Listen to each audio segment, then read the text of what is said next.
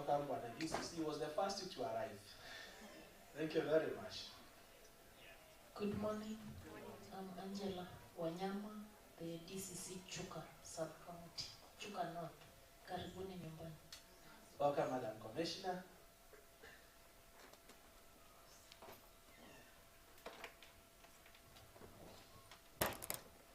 Good morning. Good morning. Very Lairobi Deputy County Commissioner, Chakarika Sub-County, Tharaka. Pardon me, kindly? Deputy County Commissioner, Chakarika Sub-County. Yes, the Commissioner, your name, kindly? Very Lairobi. Mary? Lairumbe. Lairombi. Yes, head of state commendation. Thank you so much. Oh, congratulations. Good. Good morning. Good morning. My name is Esther Muya. I'm the SCC Chogoria. I'm here to represent Deputy County Commissioner, Mara Sub-County. Welcome, Commissioner. Good morning. Good morning. My name is Stephen Kamade, Assistant County Commissioner 1, Tharaka North. I'm here on behalf of DCC Tharaka North Sub-County. Welcome, Commissioner. Marimati is in Tharaka North? It's in South. Okay, good. So who is coming from South? Oh, I can see my DCC is about to introduce himself. Okay. Morning, everyone. Good morning. My name is Doris Gaki. I'm the Social Development Officer, Tharaka North Sub-County. Welcome. Good morning. Good morning. My name is Nyanje Masha Kazungu, SCC. Please come again. Nyanje Masha Kazungu. Masha Kazungu. Yes. Okay. Yes. SCC, Tharaka South Sub-County, representing DCC. Thank you very much. That's my DCC. Thank you, Commissioner. You know I come from Marimati. Good morning. Good morning. My name is Jane Kawira, Social Development Officer, Mara Sub-County. Welcome. Hamjambo. Hatujambo. I'm Nathan Jadi, Social Development Officer, Tharaka South, Sub-County. Karibu sana. Now this man, there isn't any forum I've attended that he's not attending. I think he's my colleague in these affairs. Okay? Welcome, sir. Good morning. Good morning. I'm Martha Kagendo, representing Vice Chair Lady, representing Soso Kenya Community. Thank you very much, Chair Lady. Morning. Good morning. My name is Catherine Kaba, Vice Chair Lady, and representing South Champion Community from Igembe. Thank you very much. Quickly, we can just now, I think the others are members. You can say you are a member. Yes. Good morning. Good morning. I'm Alice Nechogo from Igembe, representing Sonso Community Champions, and I'm the secretary of the team. Thank you, champion. Morning. Good morning. I'm Lucy Govia, and come from Igembe South, representing the South Champion. Thank you, champion. Hello. Hello. I'm Yvonne from Igembe Champion. Thank you, Yvonne. Good morning. Good morning. I'm Dennis. I'm from Mahombe Sub-County, Children Officer. Thank you so much, Mr. Dennis. And welcome. Good morning. Good morning. I'm Moses Morangeri, Sub-County Children Officer. Welcome, Bwana Morangeri. Good morning. Good morning. This is Mr. Kabwele from Baraka, Department of Children Service. Welcome, Bwana Kabwele. That was my former student. I'm very proud of you. Good morning. Good morning. I'm Martin Mutuma, Social Development Children. Welcome, Bwana Mutuma. Good morning. Good morning. My name is Juliet Kawima, Social Services in Mahombe Sub-County. Welcome, Madam Kawima. Good morning. Good morning. I'm Sophia from Igembe, representing Flourishing Communities in Welcome. Good morning. Good morning. I'm Lida Ntinyari from Igembe South, representing Sonso Community Kenya, and I'm Vice Secretary. Welcome, Madam Nyari. Good morning. Good morning. My name is Lilian Mugore from Igembe, representing Sonso Community Champion. Karibu sana. Good morning. Good morning once more. I'm Maureen Wendell from Runuma, Kenya Sonso Champions. Be blessed. Welcome. morning. Good morning. Nina Mugure, Sozo member. Welcome, Madam Mugure. Good morning. Good morning. My name is Justa Karambu. Kuja pamoja kwa jamii ya HIV, social worker. Karibu sana, Madam Karambu. Good morning. Good morning. I'm Celestine Wendo from Weyembe South, a member of SOTO. Welcome, Madam Celestine. Good morning. Good morning. I'm Agnes Karim from Igembe South, representing Southern Kenya Champions. Welcome, Agnes.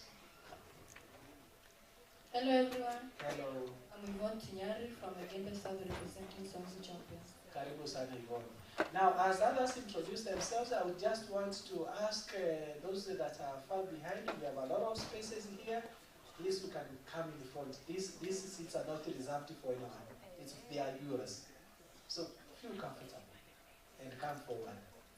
And the other thing, I know some of you could be wondering where you write on, or the surface to write on. The seat that the chair you are sitting on is a very modern chair. If you pull that part that looks like wooden frame, okay, just pull it up, okay, there's something inside, just pull it up again, and then you have a very nice place to put your writing materials. If that one has come out, just you can come to you can change your position. Yeah. If you sit on the one that is damaged, please you can change your position. If you want to return it, again you open the wooden frame and then it will go back. Yes. Yeah, I can see more coming. And we can quickly continue with the introduction. Kindly. The one with the mic.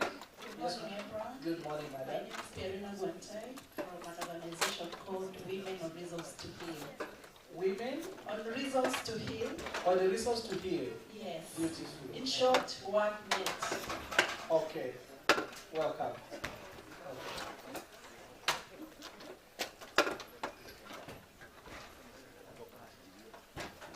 Good morning, everyone. Good morning. My name is Gaboni Ma. I'm the County Director, Social Development.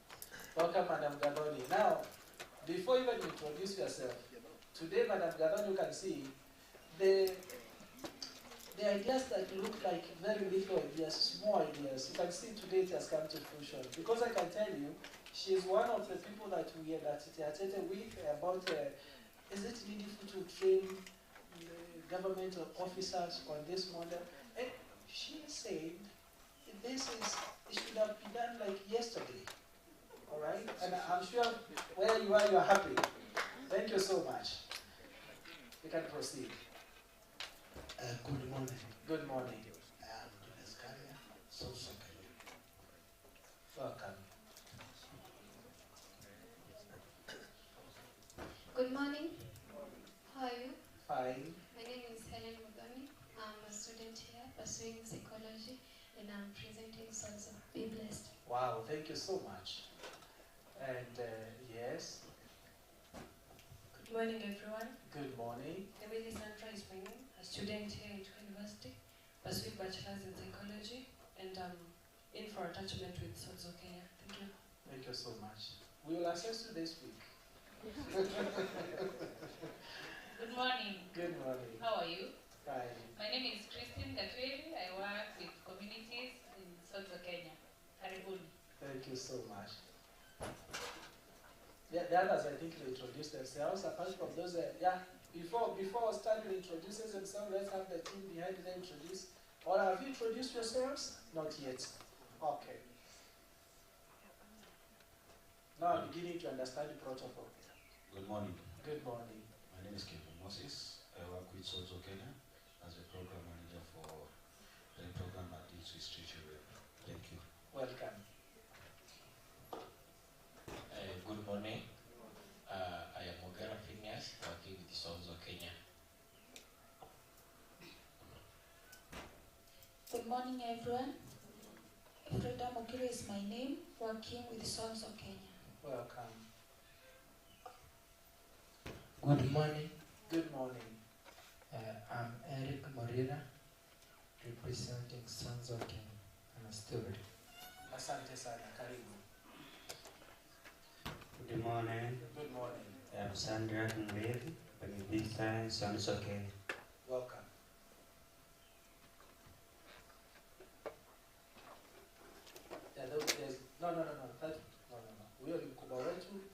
I said I'm now starting to understand the protocol. Give to these two that I've got.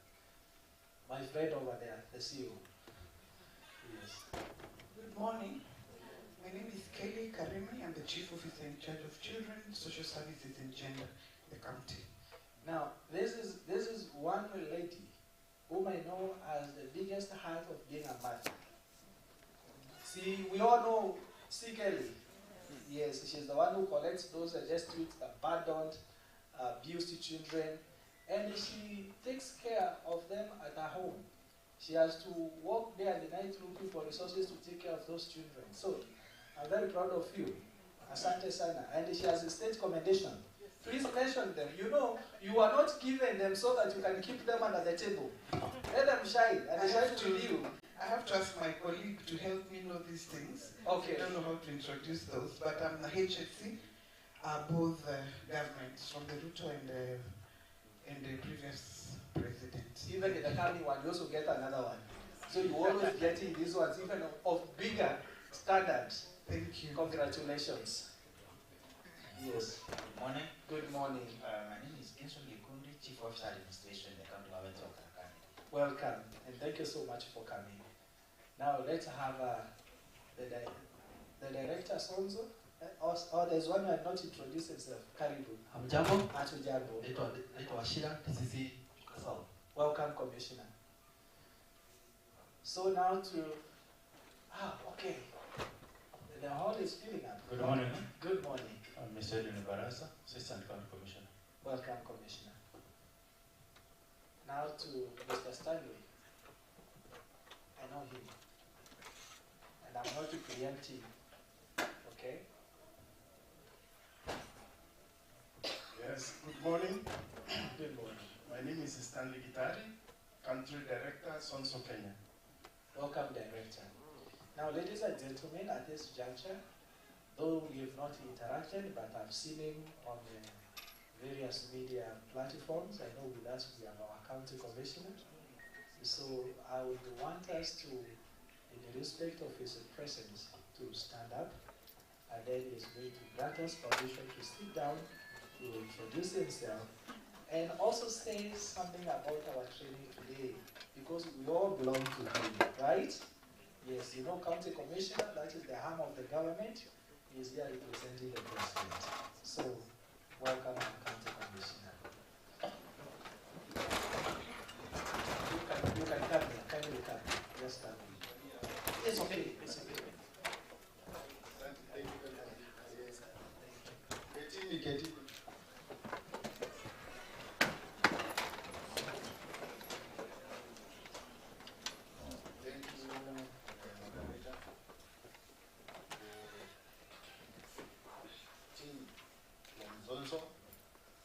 Led by the CEO, I can see him over there, the director, other officers, the chief officers present from the county government, the deputy county commissioners, senior county officers led by the social development officer, and other participants. Good morning. Good morning once again. Kwani hamuna sauti bwana? Ama hamuja tuna, you never give them a breakfast when they come, what is happening? We have just arrived. Oh, they have just arrived. I expect them they had something good last night. Waliamuka vizuri na wakakula sawa. So they should be at least cheerful. Si ni kweli? I'm David Gitonga Sivat. I'm the county commissioner. But the gentleman is ananiongezea chumvi, ananipaka mafuta mpaka sasa unashindwa. You see here, it is at the university. Na the people around here, natakanga hapa tunakuja kama tumekuja pole pole. We might be deficient in some of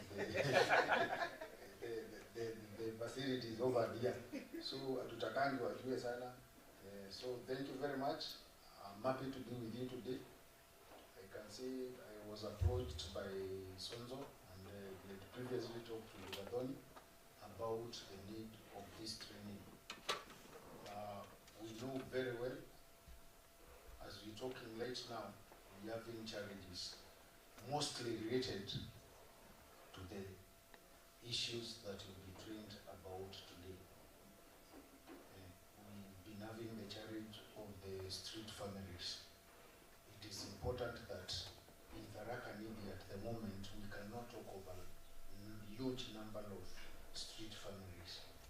They are emerging, and as we're talking, I can also confirm that we've been directed to ensure that we carry out a survey on the street children in all the counties in the country to ensure that we come up with strategies to remove them from the streets. As you are aware, we also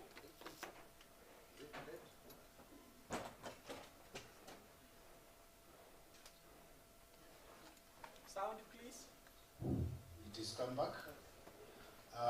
As you are aware, the government, in an effort to ensure that they are able to eradicate the problem of street children in the country, came up with a semi-autonomous agency called Street Children Rehabilitation Trust Fund. I happen to have been in Nairobi and worked with them. That is the cradle of the street children in the country. We came up with strategies and we had started implementing them. However, you know, still we always talking of inadequate resources. We were not able to do much. But I'm sure we came up with strategies which can be able to ensure that we do not have them in the streets. This trust fund has expanded its tentacles, or rather it has deformed, and that currently we have a county edition for the Street Children's Rehabilitation Trust Fund. I think at Tharaka Nithi we held 2 meetings. So when Sonzo came, it was a blessing in disguise, and we could see now we can be able to move on and see what we can be able to do for the county. Normally prevention is better than cure.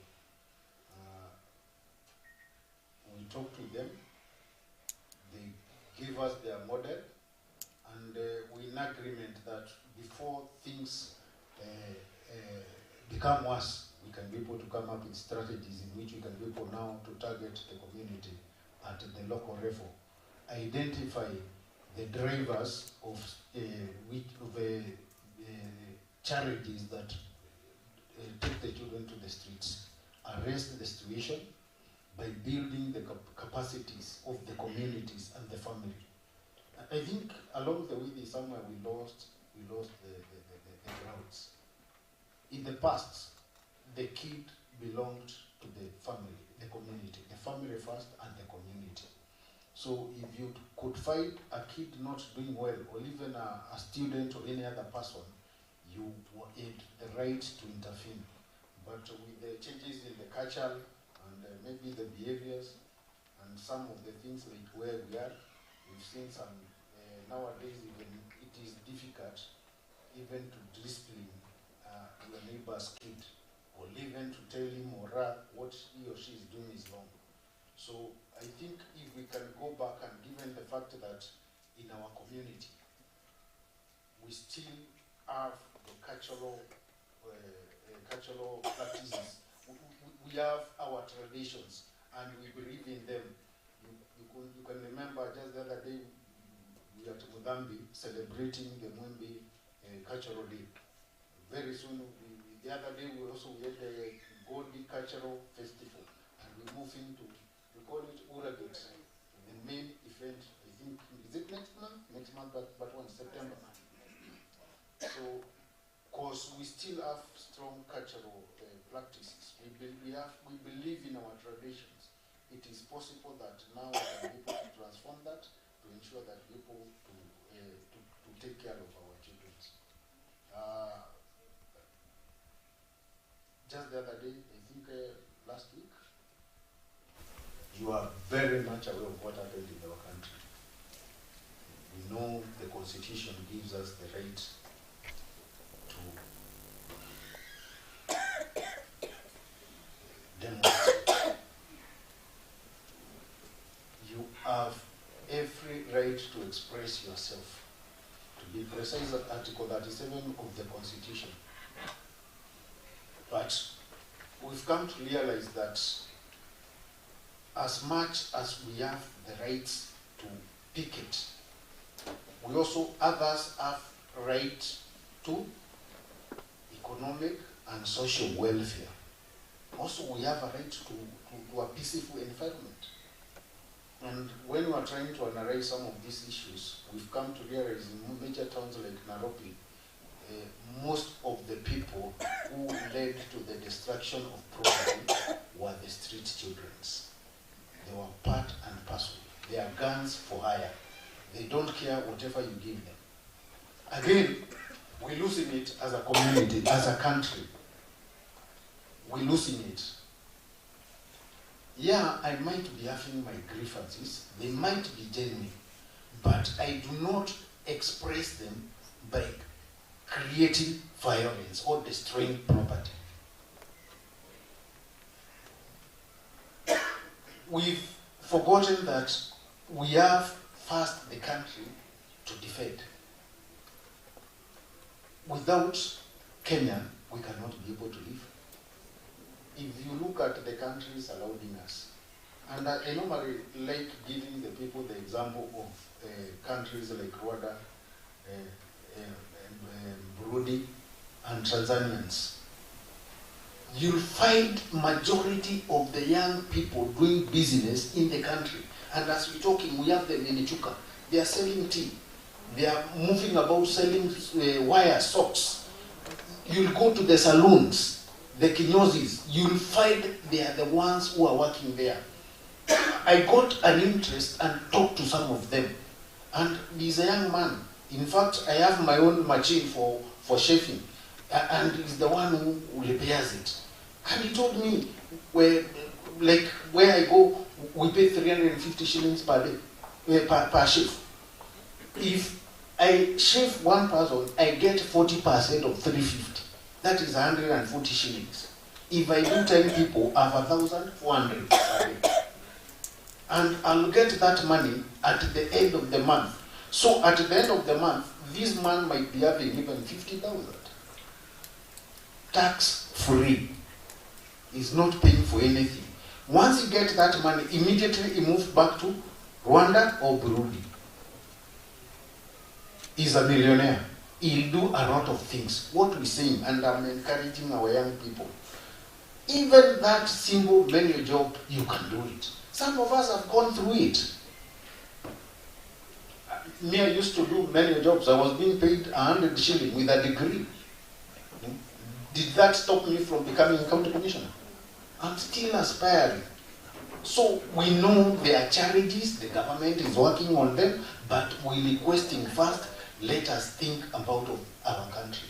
Go to Gikomba market. Majority of the people who are selling shoes and secondary clothes, are they not Tanzanians? Are they paying taxes? Maybe the little money they pay the county government, and they take the money back to their country. I was surprised just the other day. We've been told to do some savings. We do not save. What we do, and I'm sorry to say, and this is something I've observed. I'll come here to this workshop, I'll take my selfie, and I'll start taking photos with the people and the structures around. Then I'll post in the TikTok.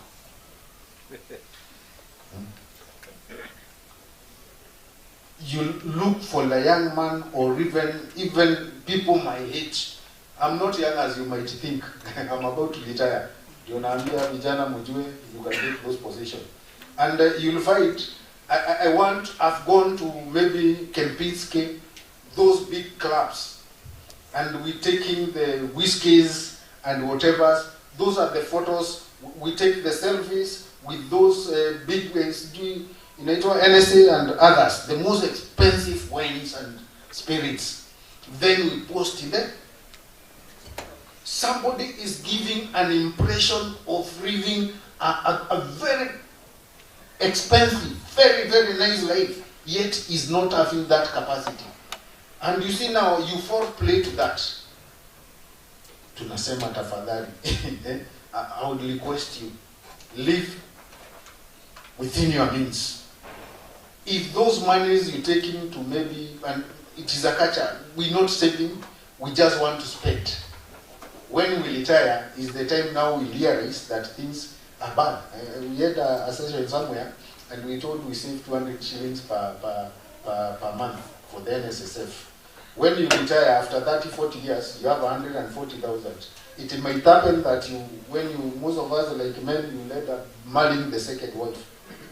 Ukiwa bibi ya pili na hiyo 140, utamaliza hata miaka 2 umeenda. So we're saying some of these things we see being done by the government, they are for our own posterity. Uganda, they are doing 12% for NSSF. The same applies to Rwanda. The same applies to Tanzania. And there was a place, Tanzania just, as we're talking, they're doing a 28 structure in Nairobi. What are we able to do for our country? Let us have that culture of saving.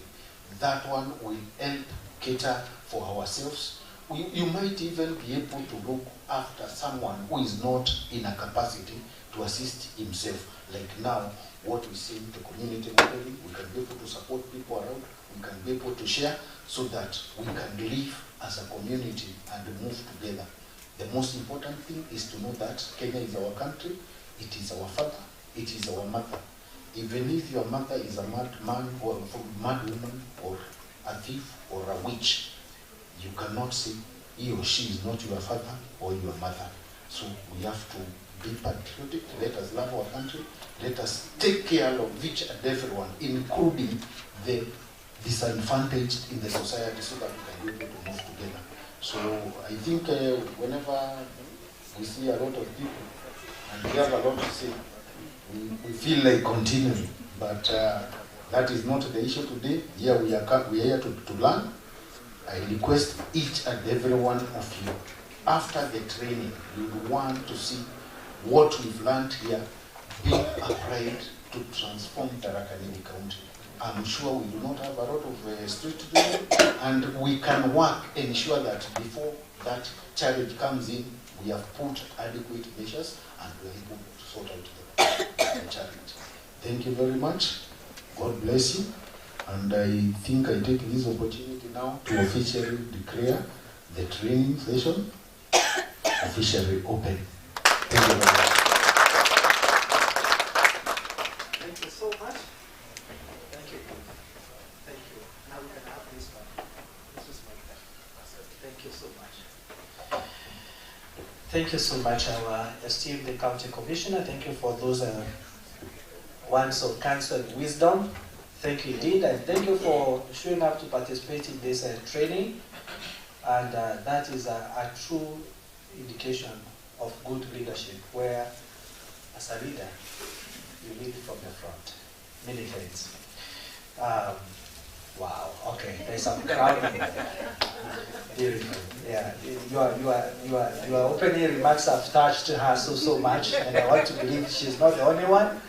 It's many of us. Thank you indeed. Yeah, there are many take-homes that we have gotten from our county commissioner. We don't have to be reminded every now and then. Yes, it's true, we have the constitutional right to express ourselves, but also, again, we have to remain patriotic as Kenyans. Thank you so much.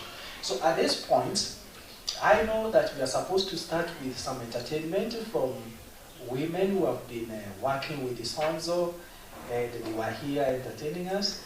But before then, allow me to slightly adjust the program. We begin with the training, then from time to time, we will punctuate. We will take what I would call commercial breaks for those entertainments, right?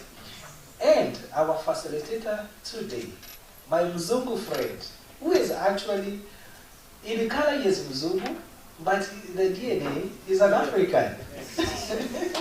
Okay? Even in the name, Goodman. Translate Goodman in our local language. Ni mwenda, si ndio? Mwendanto. Right? Yes. So I told him last night that when a county commissioner, none of us is deficient in any way much as we are in the university. In fact, a university that does not reach out to the community is not worthy being a university. And that's why we pride ourselves as Chuka University, that whatever discoveries, whatever innovations that we come up with, they do not remain in the university. We have an obligation to take them out there, all right, to the community. And innovation doesn't have to be a mobile phone. Doesn't have to be a machine. It can be an idea, a social innovation, like what we're about to learn today from Professor Michael Goodman, okay, is going to take us through a very exciting model. You almost preempted and I was just holding my hands and I was almost saying, "One county commissioner, can you stop at that?" But I'm glad you did not delve too much into it. And today, we are going to do a lot of walking. Do you love walking? Who has been to a museum? So you know what is a gallery. So we are going to do gallery walk.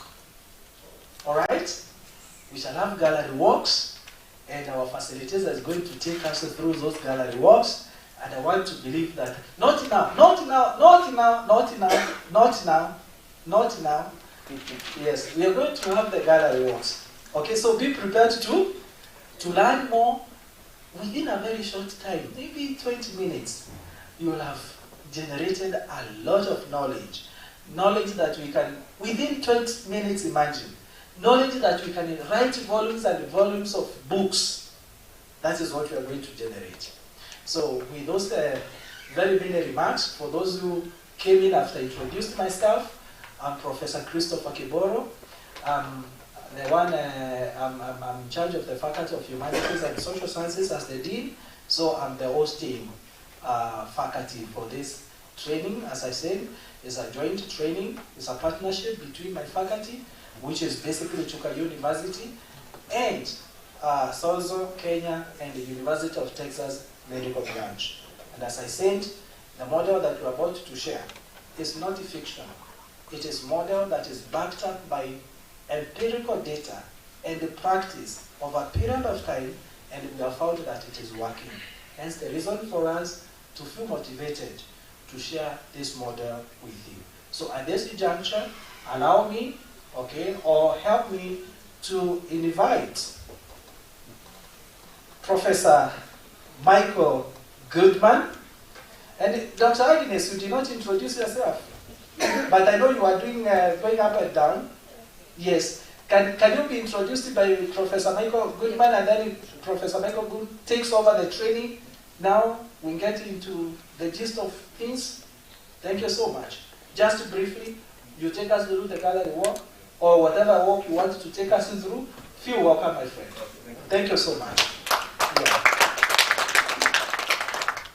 Thank you, friend. Yes, today we are not going to play for you the song. Okay, that's okay. Yes. It was a beautiful day. Good morning. Everybody else is doing. Bwana Yesu asifiwe. Netawa Michael Namwenda.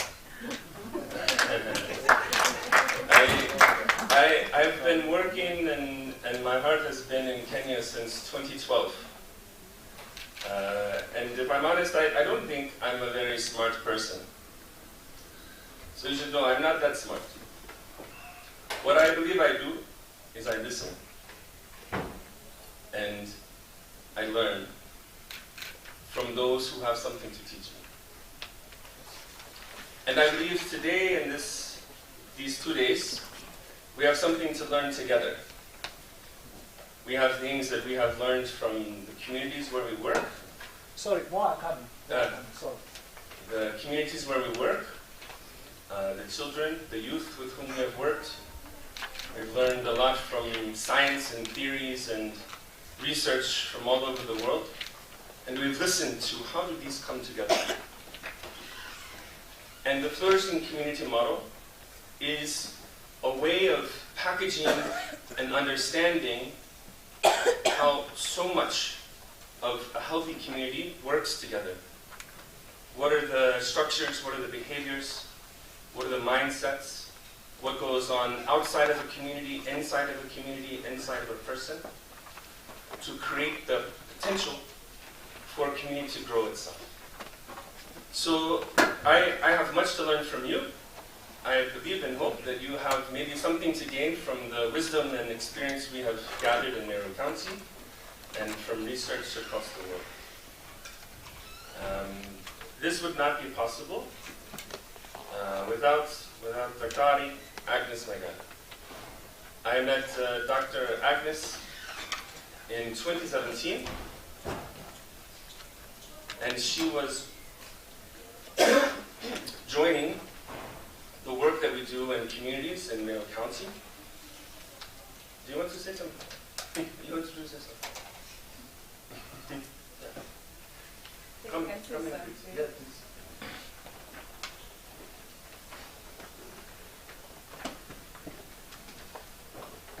So, studying on the established protocol, good morning. Good morning. Yes, I'm Dr. Agnes Maigalo, born and brought up in Meru County. I'm a doctor of counseling psychology and expert in mental health, mediation, and substance treatment and prevention. I work with Sonzo as their consultant from 2017. And I think what we've done in Meru County, as Michael will tell you, is something we need to replicate in the Meru County. I work in Chuka University School of Law as a senior assistant registrar. Karibuni sana Chuka. Feel at home. If you need anything, please ask us. We will support you. Thank you so much.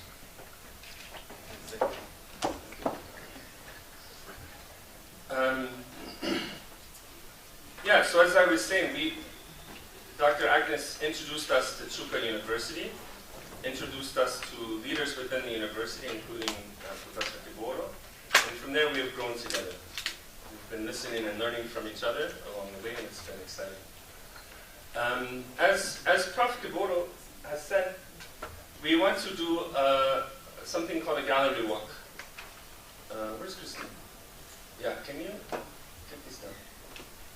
You'll see on each of these papers a question.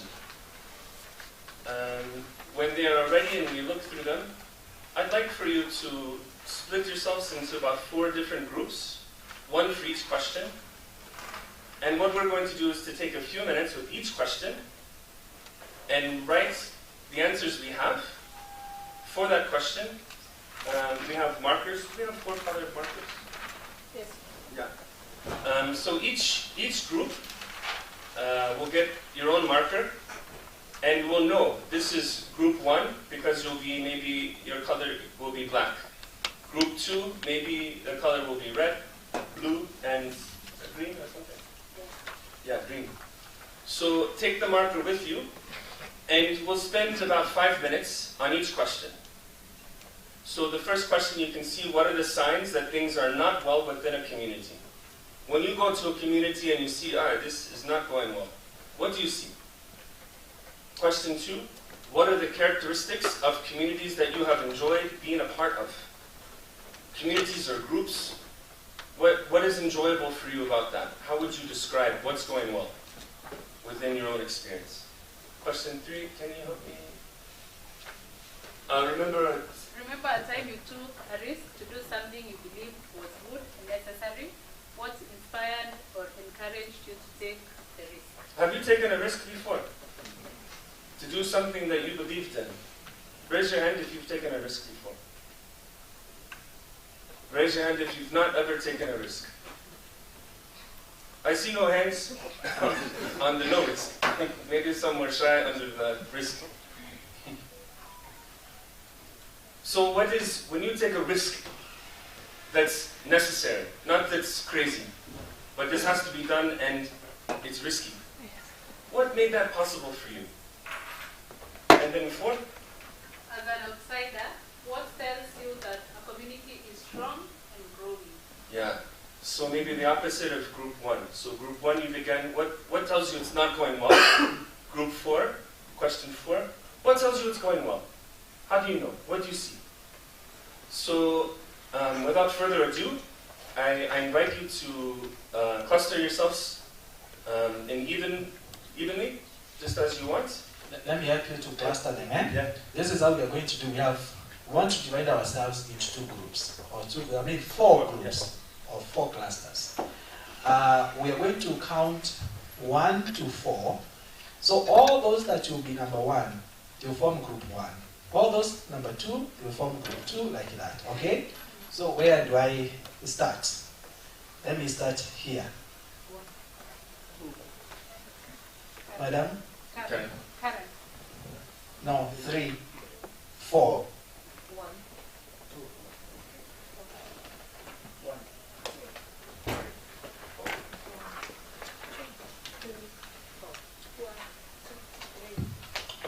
4.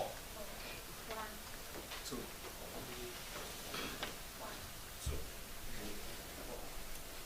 1. 2. 4. Good. 1, 2, 3, 4. 1, 2, 3, 4. 1, 2, 3. 1, 2, 3, 4. So all group 1, if you have said you are number 1, now you start here, number 2's there, number 3's there, number 4's there. Alright? And this is how we're going to do. I want to reduce the time off from 5 minutes to 3 minutes. And this is what we're going to do. Please let's pay attention. On group 1, you write your answers there. Okay? 3 minutes, after 3 minutes, I'll clap my hands. You move from that chart, you go to the next. Alright? Even if you have not finished, just leave the chart, you go to the next. And then the other group will go to the other one. The last group now will come here. They will check the answers that you have provided. They will confirm whether they agree with the answers. If they don't agree with the answers, they can put a question mark. If there is something else that they feel is necessary to be put there, they rate it down. This will ensure all of us have gone to every chart. Sawa. We are starting now. And you go with your pen. Please make sure you have your pen, have somebody to write. We are starting now. Alright? Yes. You don't have to think. These are things that just answer the question the way it is asked. It is not academic. Sawa. It is experience. It's what you know. So we are not marking for you. Whatever you write there is correct. Okay? There is no wrong answer, in other words. Yeah, so we do that very fast. Okay, yeah. Yes. Okay. Yes.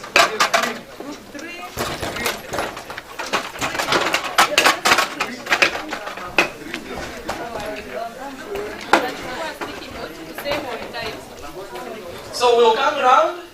We are taking the sticky notes to save on time. We are starting now. To save on time. We are starting now. We are issuing also sticky notes to save on time. Yes. Those who have arrived, get started. Yes. You can discuss. Yes, you can discuss, but within 3 minutes you should have moved to the next. You should write more than discuss. Yes, actually, write more than discuss. Write more than discuss. Yes.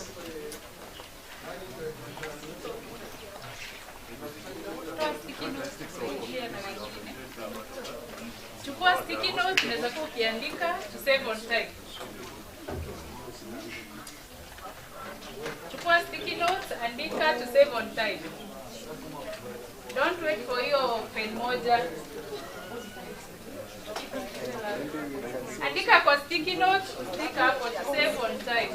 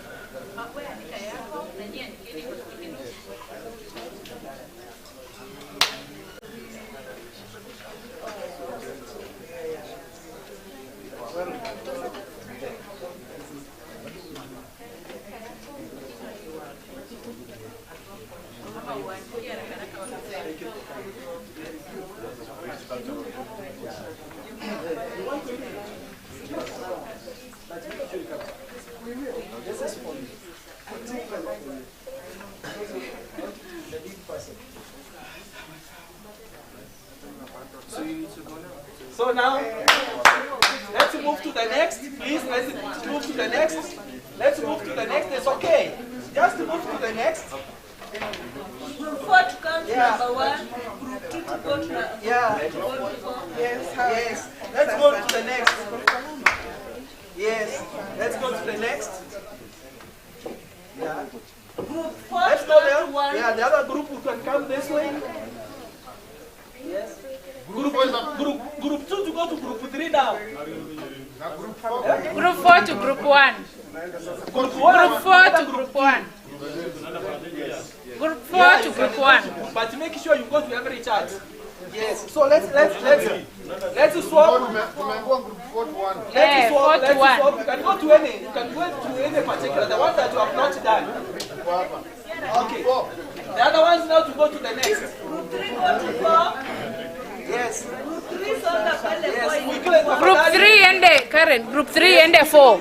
kwa number 3. Group 3 yes. See whether whatever they have written something that you want to put a question mark. Yes. Group 2. Yes, and you know the time for the second phase has started, so you have very limited time. I can see God is the host. No, I'm here. You are here? I'm group 1. Okay, very good.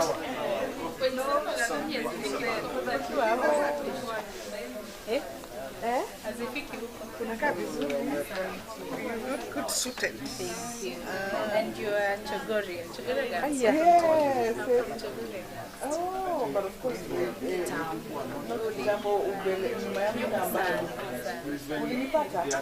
I usually see you. Oh, we may left. I think I was 2001 or something. Yeah. They are not old. A baby. But thank you for coming. So. Set up something. They are not even welcome. Not ready to not share. They are not ready to share. Just something. That's what you believe the direction is.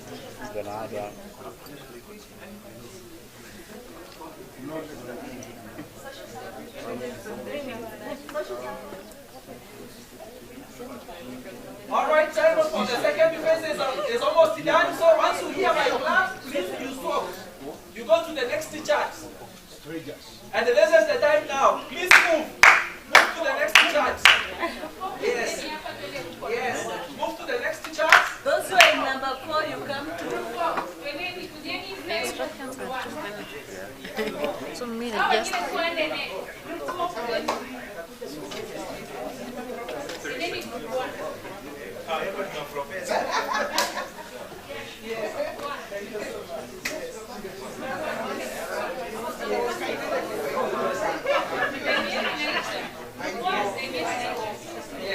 Let's move to the next country.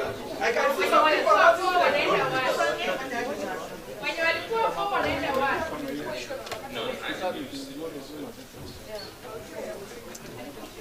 Yeah. You can even call it in a plasmatic.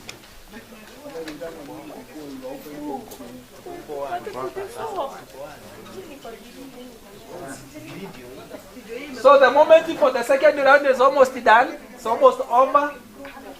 So you better be quick.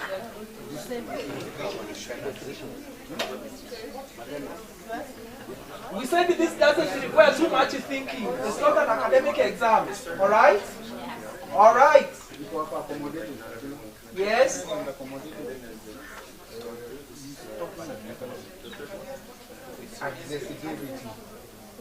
Alright, now let's swap again. Let's swap again. Please, let's swap again. Let's swap, let's swap. Go to the next question that your group has not attempted. I can see some people are adamant to move. Please, let's move to the next chat that your group has not attempted. You look at it. Wale walikuwa group 4, yes. Send it to group 1. Yes, and I think this is the last round. Wale walikuwa huko group 4 sasa hivi, kuje 1. Yeah. Karen? Yes. When you walikuwa group 1, kuje 2. This is the last round. Yes.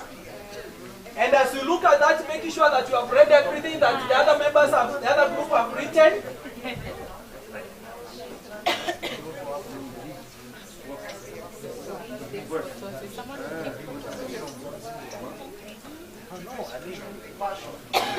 Who are taking photos? Jane? Who are taking photos? We need photos. Photos, eh? Yes.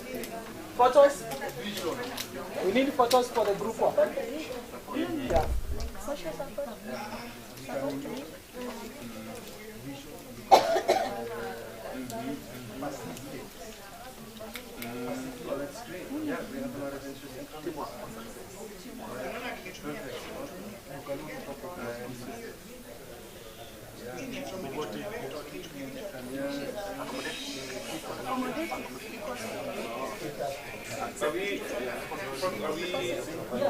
Are we in the fourth one? Yes. Okay, good. We're good on this. Yes.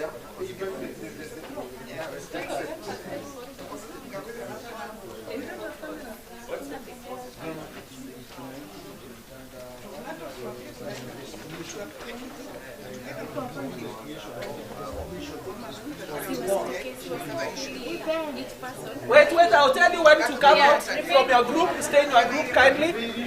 Stay in your group. There's a group that is very swift. I can tell. There's a group that is very swift. Yeah. Sugar, remember chini. Do they choose someone from the group to report? No, I have to.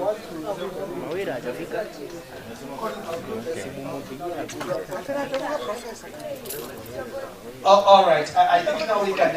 I think time is up for that activity. We can sit down. Let's all sit down now. Well done. Thank you so much for being very brilliant students. I can tell you have quickly understood what the instructions, and you have done very well. She's called who? Jacqueline. Please sit down. We want to utilize this moment before we break for tea. At least we understand something so that we can trigger discussion. Now, I'll do this on behalf of Michael. Michael, which question do you want me to tell you the feedback from the participants? Is it the first? Is it the second? Is it the third? Or is the fourth? Are we breaking for tea after we do this? Yes, I think we can break it for tea. So I think, as we hear all of them, yes, we can all have the question in the back of our minds. What are the common themes that we hear? Yes. And we can have that in our minds as we go to tea. Yes. And then as we come back, we'll go deeper into each of these questions throughout the rest of the day. Precisely, that is the idea. All right? So, I'll go to the first group. The question was, what are the signs that things are not well within a community? These are not responses from group 1 alone. If you have realized, all of you have participated in answering to these questions. This question, right? And this is what has come from you. That when a community starts requesting for relief fund, that tells you, to you is a sign that things are not well within that community. The other one is when children are not in school or when they're in the streets. For you, it's a sign of a community that is not well, or it's a sign of an unwell community. The other thing you have said is drunkenness, drug abuse, violence, GBV, femicide. Okay? All these, you are saying, are signs of a community that is unwell. You have also indicated unemployment and idleness. When these are present to you, is an indicator of a community that is unwell. There is abandonment. Abandonment. Which group wrote abandonment? This is color for group 1.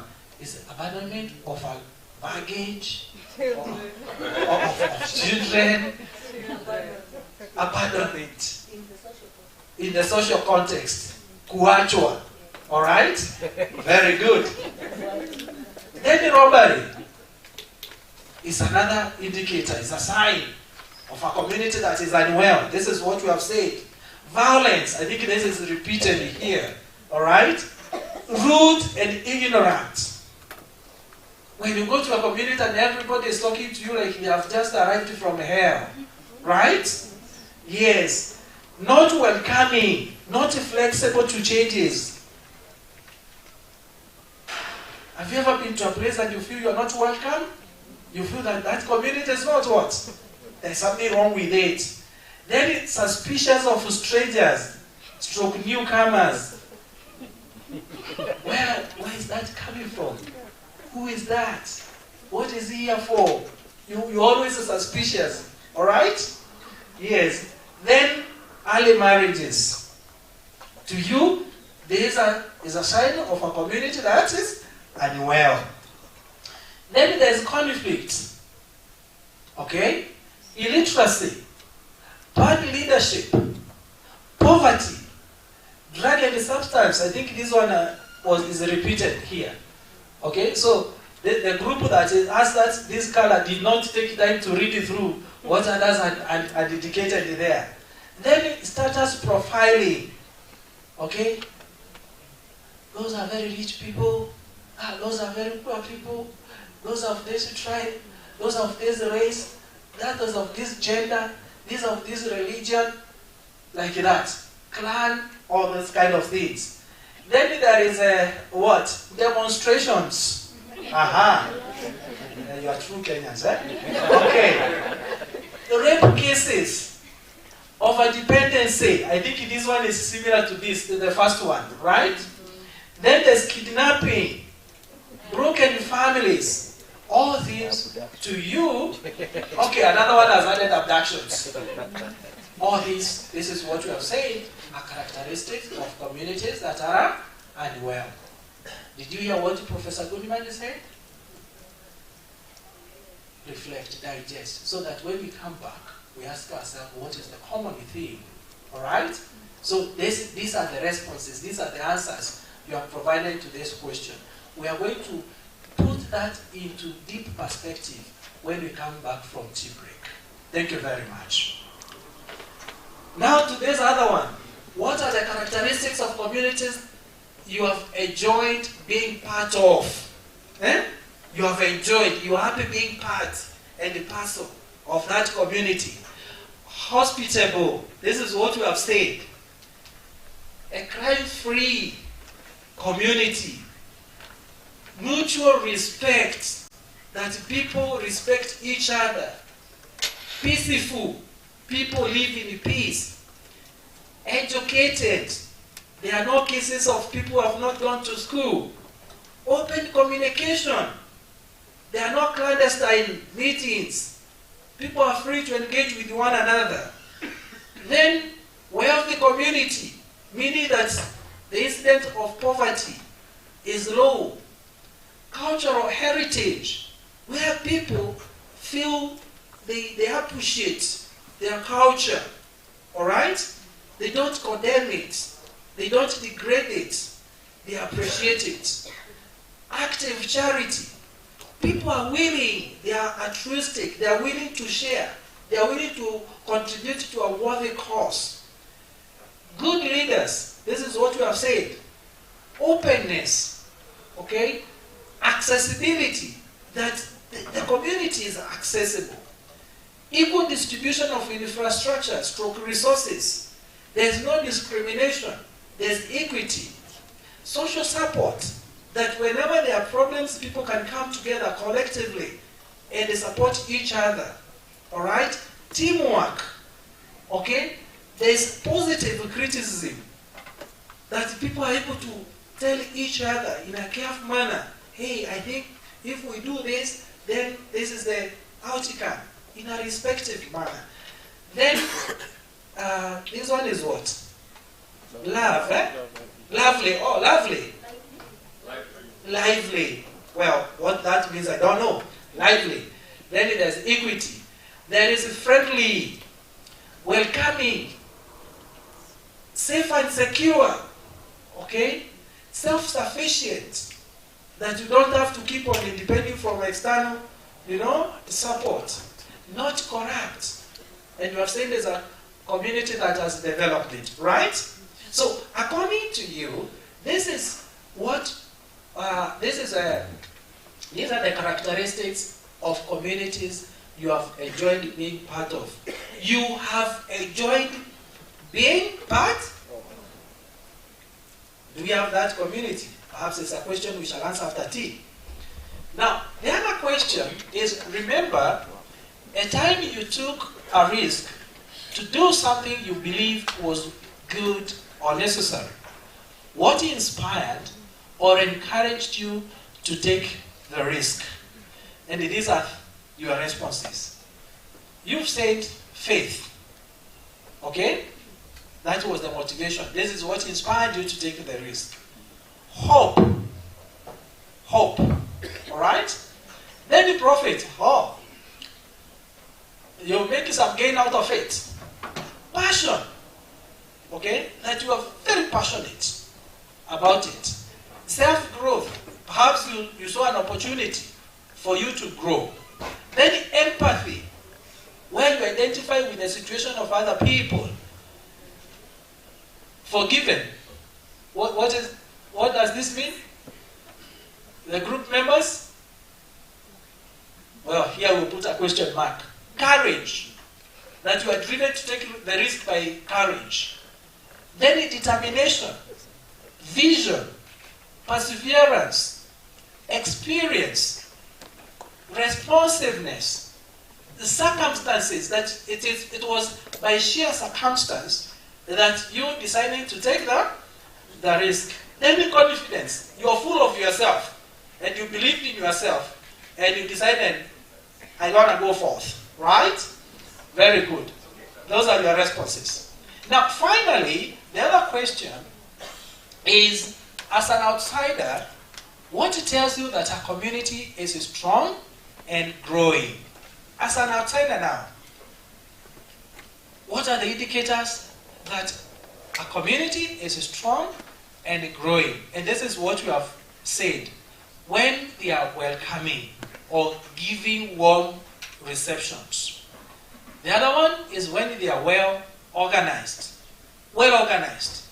And perhaps Michael is going to elaborate on this, what we mean by well organized. What needs to be there for a community to be described as a well organized community. Then they are united or peaceful. Alright? I think this one, the two are closely related. But you'll get there when we come after we take tea. They involve everyone in the development of the community. So no one is left behind. Less number of street children. You are saying when there are fewer numbers of street children, that's as an outsider, that would tell you that that is a strong and a growing community. Socio-economic development. Welcome positive criticism. The other one is when the vulnerable feel part of that community. And when they have a rich cultural heritage, security and peace, self-sufficiency, women empowerment, community development and participation, stable families, school attendance of children, and then this is responsible parenting. Wow. So these are the responses. Now, ladies and gentlemen, Can you imagine the amount of knowledge you have been able to generate within 20 minutes? It's unbelievable. And as scholars, if you were to put that into perspective, it would take us not less than a year to compile all that. So I want to return the mic to Michael. Mic it to Michael. Thank you. Thank you. Yeah, Prof, I want you to pray for us for tea in a minute, or someone else to pray for tea. All right. But before, I just want to say, in addition to Prof's commentary on your wisdom and insight, I want to say the question that we have been asking is how do we do this? We know the answer. We know what we want communities to look like. The question is, how do we do that at scale? How do we do that not just in our own community, but bring that across sub-county, sub-counties, county, even the country? And this is where the flourishing community model comes in, is not to reinvent what community looks like, it's to strengthen all of these that you already know, that we already know. Sinisawa. So when we come back from tea, we'll talk more about that. Beautiful. You've painted a nice picture, and the professor is asking, we knew the picture, but the question is, how do we get into that picture, that beautiful picture? Let's pray for tea. Bless us, O Lord, and this your gift which you're about to take from your bounty through Christ our Lord. Amen. Thank you so much. So let's take not more than 15 minutes, please, to take tea. First floor.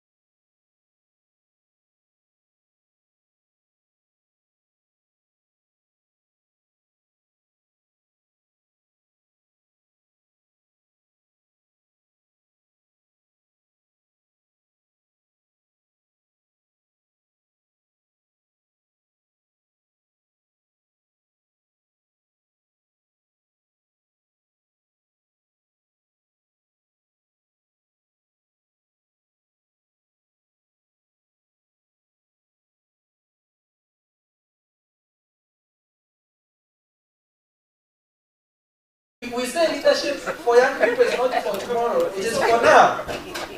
Okay? Yes, it is for now. And please, kindly, so that we can have productive sessions, once we take a break, let's observe time, let's come back in good time, so that we reap the maximum. So can we have the entertainment group? The entertainment group? Yes, please let them come forward. Yes.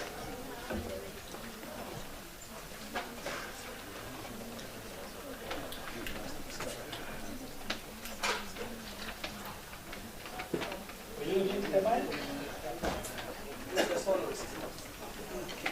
No one. Okay. What's going on? Yes, and we are streaming this event live, right, Mr. Kiboza? Yes. Yeah, this event is being streamed live. So we are not the only participants. There are quite a number of people who are following us virtually. We want also to sincerely welcome them to our sessions. So let's enjoy this brief entertainment. Take like not more than 4 minutes, kindly, so that we embark on other activities. Many thanks.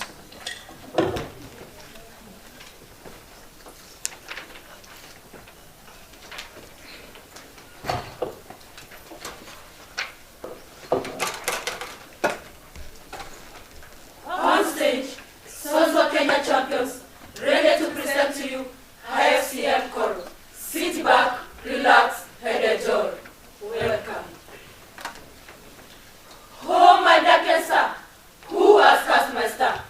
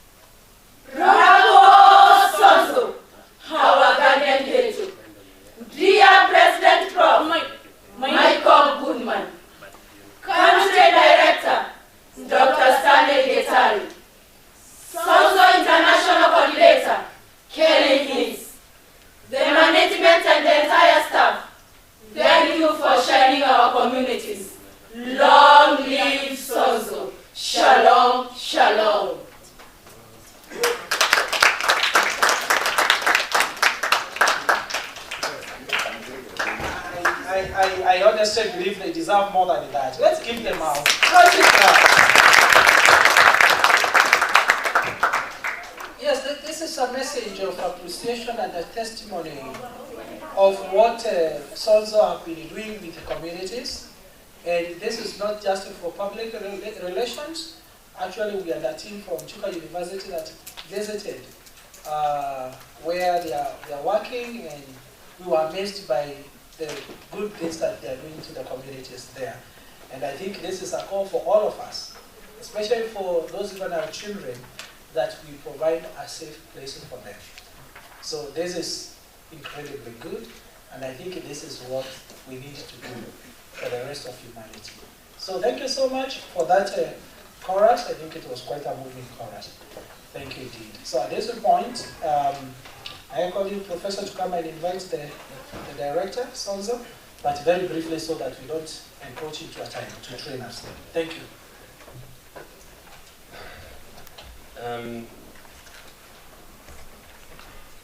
When I came to Kenya in 2012, I came open and wondering if there was some way we could add some value to what was going on here.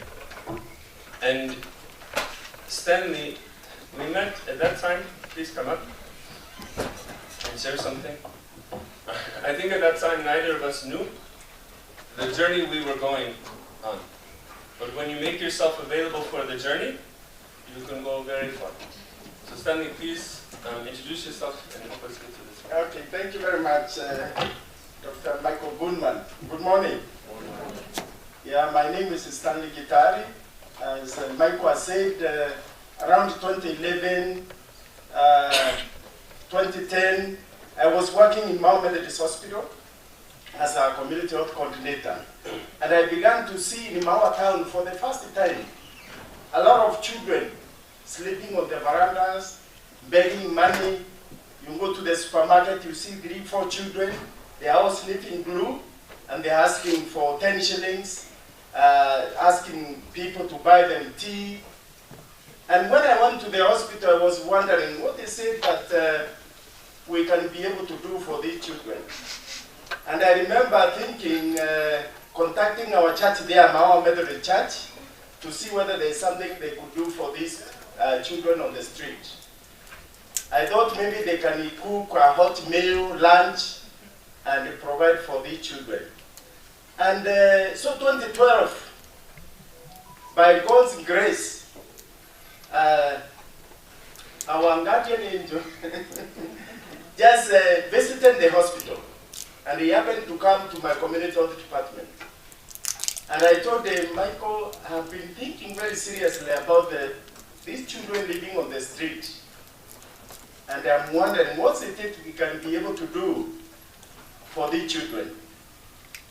At that time, the county was rounding up the children, taking them to various places. But I saw that was not solving the problem. So when I talked with Michael, that time he was going to, where in Malawi. He was going to Malawi. And he told me, Stanley, let me go and think about it. I gave him a burden. I told him, you can see all these children. You go outside there at night, you see a lot of children sleeping on the street, on the verandas. And during the day, there are problems. When you are going to shop, they are asking for money.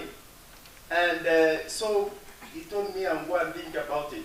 I knew I had given him a burden about the community in Meru. So the day I saw a response from him, he told me, Stanley, we are going to do a study, because also we thought we can't do a program without a baseline survey. So he brought some students from University of Texas Medical Branch, and we were able to survey the children in the street, and they were able to tell us what is it that they would like done for them. That is how our program began, 2012. And in 2016, we launched a full program that the Methodist Church also gave us a farm, a big farm. It is 79 acres of land where we started a ranch for the children. So we take the children there, and we started the rehabilitating program. And today I'm very happy because you have some of them giving their own testimonies. And for me, I'm very grateful, Michael, for this program. It has now grown. So we began with the Watoto Wadi Rescue Center. We have gone to KPJ, HIV, and it is still growing. And now we have a program for men. We call it Men Inclusion, and yes. So otherwise, thank you very much. That is how this program began, with a question. What is it we can be able to do for these children living on the street? And it has come up with so many. Thank you, Father Michael. Thank you. I just cry when I remember how we began and how we have grown. Asante sana. Thank you for coming.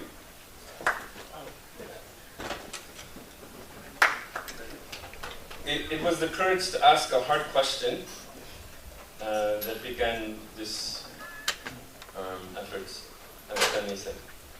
And it wasn't just a hard question from nowhere. It was a hard question from someone who had served his community for decades, who could be trusted to build something together if you look for an answer. So this question, what do we do about children who live on the streets? As Bonagatari has said, we asked them, what do you want? Why are you on the streets? And mostly, we understood that most children didn't want to be on the streets. We didn't know, but we learned. We learned they were not there by choice, but something happened in their family beforehand that pushed them to the street. So then we went to the communities and we asked them. We did some focus groups and we wanted to understand, why are children not welcomed in their home? Why are they leaving your homes for the streets? And what we learned is that the community reported at the child level, maybe the kid feels inferior or rebellious, maybe there's peer pressure. Maybe between the parents and the children, there's an undesired pregnancy or abusive parenting or negligent parenting, or maybe the parent even has passed on. Between parents and within parents, maybe there's substance use or mental challenges or HIV, parental death, poor finances, education, relationships, abandonment. At the community level, maybe there's early marriage, gender inequality, FGM, sexual abuse, conflicts, child labor. We know this. These are the things that we're saying. These are signs that things are not well in a community. These are your answers also. And then, of course, there's larger issues.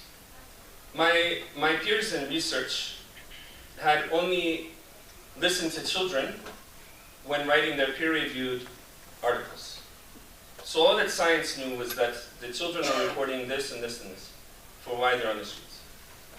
No one until this publication came out last year, 2 years ago, had taken the time to talk to the parents and the communities to find out what's really, really, really going on. So we did, with about 600 parents who are in our KPJ, or guardians who are in our KPJ program, we asked them if they had their kids, if their kids lived on the streets at one time, and we asked them again later, at the second time. And then we looked, for those who said later that their kids went to the streets, that weren't on the streets before, what are the characters? What are the differences? Because if you want to think about reintegration, you have to think about strengthening. Strengthening the families, the communities, the systems that led these kids to go to the streets in the first place. If you want to think about prevention, you have to think about the same. What are we really focusing on? And what we learned is that families who, guardians, caregivers who reported lower collective efficacy, the sense of we are here together and we can do something, lower social support, the same things you said. People who reported less social support, less collective efficacy, had a higher risk of their kids going to the street in the future. Where marriages were dissolved, where people were not partnered and didn't have the support of a spouse, there was higher risk. Psychological factors. So someone mentioned flexibility, like being able to adapt to change. We saw that people who had lower psychological flexibility, and I'll talk about what that is later on, had a higher risk of their kids going to the streets. People who had more positive emotion had a higher risk. People who had more self-compassion had a lower risk. Sorry, I think I misspoke. Psychological flexibility, positive emotion, self-compassion, social curiosity, joyous curiosity, like just loving, discovering things, wanting to learn and grow. these things were protective. So if people had more of these, the risk to their kids was lower. If they had more depression, the risk to their kid was higher. If they had more meaning in life, it was protective.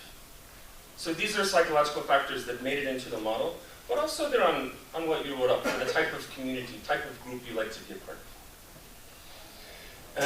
And then, we don't always talk about childhood experiences, but what we experience in childhood can stay with us throughout the course of our lives, unless we deal with it. And so we saw people who reported more positive experiences when they were kids. So being able to talk about their feelings, having family support in hard times, being supported by friends, being supported by adults who are not their parents, feeling safe and protected at home. People who had more of these experiences had less risk of their kid going to the street in the future. And people who had more adverse childhood experience had a higher risk. So we're thinking about intergenerational, not only trauma, but also intergenerational flourishing. What is it to not just look at the bad stuff, but to look at the good stuff? Because the good stuff also carries across generation. See so? And then finally, of course, parenting. So if there was any maltreatment, or if there's less positive parenting, there's a higher risk that their kids went to the streets in the future. And this is interesting to me from a research perspective because us Wazungu think everything can be fixed by money. But it's not true. We think the problem everywhere is money, but that's not true.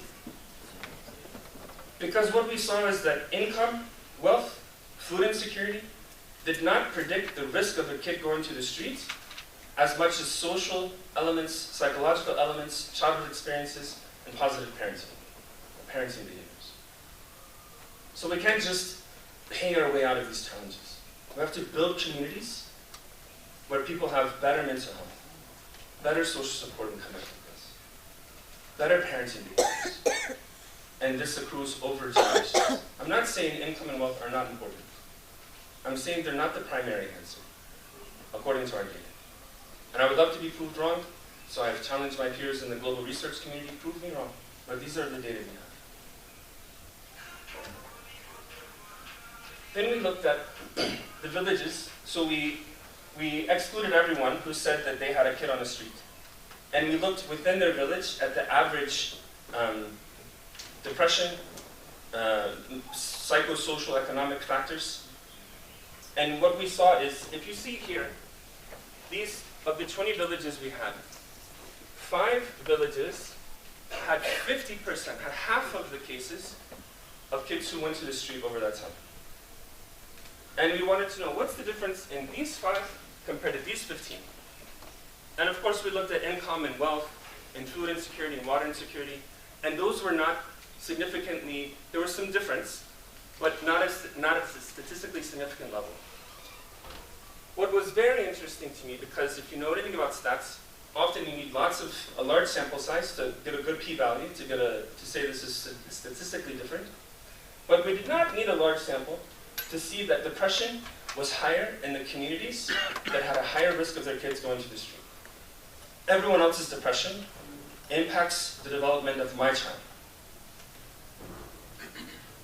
If people are curious about each other, invested in relationships, if they have a sense of collective efficacy, we can do this together, and a sense of harmony, my kid is more likely to do well. You get me? Often we think about an individual kid, or we think about the kid's family or something. But it's really, we need to think about focusing on communities, on villages, on networks, and not just on individuals or parents or households alone. Yeah? And as we do so, we need to not just think about economics, we need to think about social fabric and mental well-being, and how people show up for each other. So we think about the level of the child, the level of the family, the level of the parents' economic and social support access, the neighborhood, the village, even the county, the national system, and then the global system. All of these come to impact the well-being of a single child. So it's not just one child. It's not just an individual. It's a whole system. It's a whole network. And if you think about what are signs that things are not well within a community, you'll see these things overlap. Seems sour. So the question, what do we do about children who live on the streets? Is Eric here? Yeah. Can you come? We've invited Eric to share his testimonial so you can hear one case of what we do about kids who live on the street.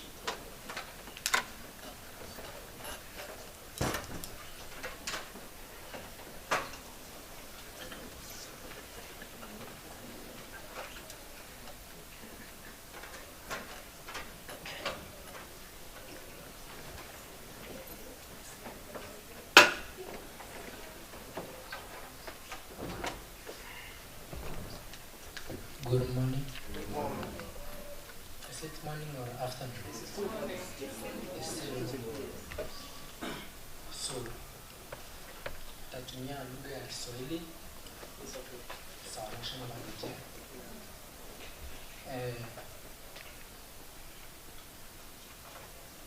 In my life, kwa maisha yangu, kwanza kabisa jina ni Eric Murira. Now, I would like to give us a testimony about my life. Kutoka nilipokuwa nyumbani. Kule nilipokuwa nyumbani, as a child, nilikuwa napatana na mambo mengi sana. Aswa wakati nilikuwa naishi na wazazi wangu. Nilipokuwa kule nyumbani nilipatana na mashida mengi sana. Aswa nilikuwa naendelea na masomo ya msingi. Yani mashinda na ambao unaweza kupatana nayo kule. Aswa kama mwanafunzi, na as you go back to your communities, as you fantasize, hiyo mambo lazima utapatana nayo. Kama gani? Wanafunzi wengi kule manyumbani, aswa na ambao wanatoroka shuleni, wengine hawaendi shule, na wengine ambao mnaona wengine ambao wanajiona hawawezi wakaendelea, wengine ambao huko nyumbani. You find that mwanafunzi ama mtoto na mzazi wake wanaweza kugombana kwa njia moja ama ile nyingine. Kivipi? Wakati mwanafunzi amefanya makosa ama mtoto amefanya makosa, ukiwa kama mzazi, hatua gani na ambao mzazi anaweza kuchukua? Nani anaweza kaniambia hatua yenye ambayo anaweza kuchukua akiwa na mtoto wake kipindi amefanya makosa? Is there anybody who can tell me? If you are a parent, na mtoto wako amefanya makosa, same example, you are sitting there, mom, your son come, akachukua simu, akaangusha, akavuja. How can you do?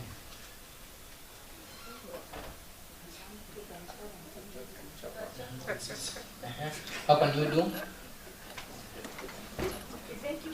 First, you have to talk to your child and give a counseling. Very good.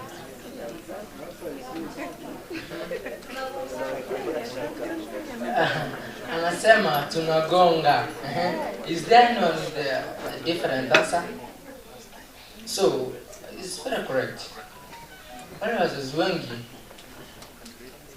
you beat your child, but as you are correcting it. Sindio?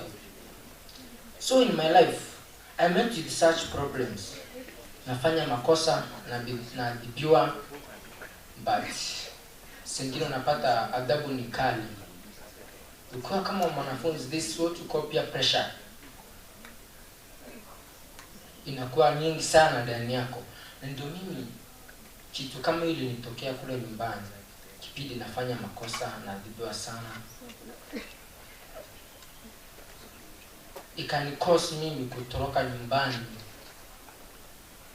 na kwenda kutafuta maisha mengine. Imagine mtoto wako ametoka nyumbani wewe umemlea, ametoka nyumbani, ameenda na ambako ujui, na still uko pale nyumbani kwa mzazi. Je, ngwana? Ngwana? Are you together? So in my life nilipatana na mambo kama hiyo, na nikatoroka nyumbani nikaenda kuishi huko mtaani kule na ambako sipati malezi ya kizazi, yani sipati upendo wa wazazi, sipati mzazi wa kumlea, na lala hovyo as Mr. Gichare Cindy the Verada. Wakati nakuwa mgonjwa kule, haupati mtu wa kukwambia, "Hey, mtoto wangu umekuwa mgonjwa sana, hebu tuende pale kwa daktari akuangalie." Instead, children, watoto wengi wenye ambao wangesainiwa kuwa madaktari siku za usoni wako kule mtaani wanateseka na wanapata taabu nyingi sana, and some of them wanaishia tu kukufa. Ile miandarati na ambao wanatumia kule mtaani inawadhuru sana afya zao, na wengine pia wanafariki. Are you together? So in my life, even though nilipatana na mambo mengi sana magumu, lakini Mungu naye ni nani? Sonzo, they came and rescued me in the street. Wakanionyesha kuna umuhimu wa elimu. And then they took me to the Hand Rescue Center where they rehabilitated me in the year 2018. And they took me to Geka Primary School. Nikaenda class 3. In that period walikuwa wanachukua na watoto mitano na kuwa rehabilitate for 2 years, but for now they are doing it for 6 months. Niliweza kusoma shule ya msingi darasa la 3 la 4 kule Sonzo. Wakiwa wananipatia shelter, they were providing me shelter, food, clothing and other basic needs. Wakanisupport sana mpaka nikaweza kufikia mwisho wa darasa la 4, and they took me back to our home, to my origin. Wakati tulirudi kule nyumbani, tulipata wazazi wako, mamangu yupo and my grandmother still is there, but my mom hakuwa na uwezo sahihi wa kunisupport niendelee na masomo ya msingi, nimalize angalau nivuke kule nikanjinganganie kwa masomo pili. We together? But my grandmother alikuwa na uwezo wa kunisupport na nikaendelea na masomo ya msingi mpaka darasa la 7. In one or the other, my grandmother alishikwa na saratani, trachea cancer, kafariki. My mom hakuwa na uwezo aswa wa kunisupport niendelee angalau nimalizie masomo ya msingi. Nikang'ang'ana tu hivyo, as life imekuwa ngumu, imenibadilikia, hali imekuwa si hali tena, lakini kwa uwezo na baraka za Mungu, Sonzo they came again, wakanichukua, wakanisupport nikamalizia masomo ya msingi kule darasa la 8, and I tried to do my best. Masomo ya upili pia wakanisaidia sana, and they are still supporting me even now as I'm talking here. Kule nyumbani, as grandmother alifariki tu juu ya ugonjwa wa saratani, they helped me. Nyumbani ile shamba tulikuwa nayo ikauzwa, ikawa hatuna mali ya kuishi, hali ikakuwa ngumu sana. Kipindi karibu nikosa matumaini ya maisha tena, lakini Sonzo wakanielekeza umuhimu wa maisha, umuhimu wa elimu. Sisi ndio madaktari wa kesho, marais wa kesho, na watu wa Mungu wa siku zijazo. Are we together? So Sonzo wakanichukua wakanirudisha kule Andres Center tena, just to provide me the shelter, food and other basic need ili niweze kuendelea na masomo ya upili. Na mpaka sasa naendelea kung'ang'ana na kujituma nimalizie masomo ya upili pale na ambapo nipo katika darasa la kidato cha pili. And I promise you, the people of Tharaka University, that after Chuka University, yeah, I promise you, people of Chuka University, that after my secondary education, nikimaliza masomo yangu ya upili, hakika na waahidi nitakuwa na nyinyi hapa siku moja. Nitang'ang'ana kulingana na uwezo wangu na Sonzo akinipea support yao katika taifa letu. Basi ndio.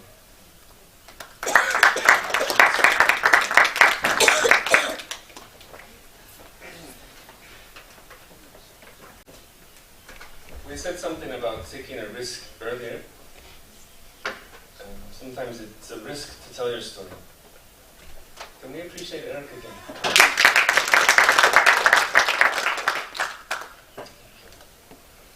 He'll be around through the day. If you want to ask him questions or engage with him about his story, I think he can be there for that. So we knew what we needed was not just to focus on the children, not just to focus on the grandmothers or the families, but a whole system working with communities, working with families, working with children, that was oriented around reintegration, that was informed by trauma recovery, because children have been through a lot, that builds sustainable community-driven growth in the communities where we focus. And to do this, we knew we needed a new intervention because it didn't exist yet that we could find. And we needed to understand it, so we needed a new science of social systems transformation. We were innovating because we wanted to care for kids like Eric. So what that brought us to is this model, and in a minute I'll invite Kelvin up to talk about this element.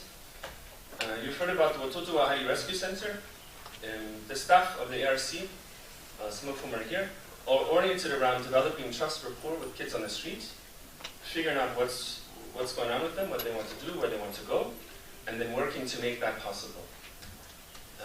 And then KPJ, in a minute we'll also invite Madam Christine up to talk about KPJ. KPJ, Kuja Pamoja kwa Jamii, is focused on families and communities and villages.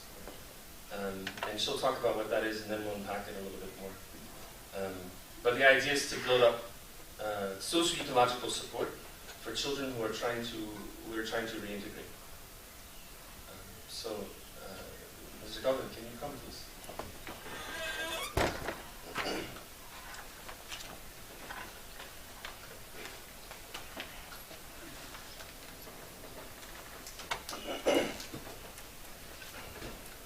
Good morning. My name is Kevin Moses, as Angela shared with you. I work with South Kenya as a program manager for ARC, or Art Rescue Center. And I think we've all heard the story of Eric. Eric is one of our beneficiaries who have underwent all that programs, all these interventions. And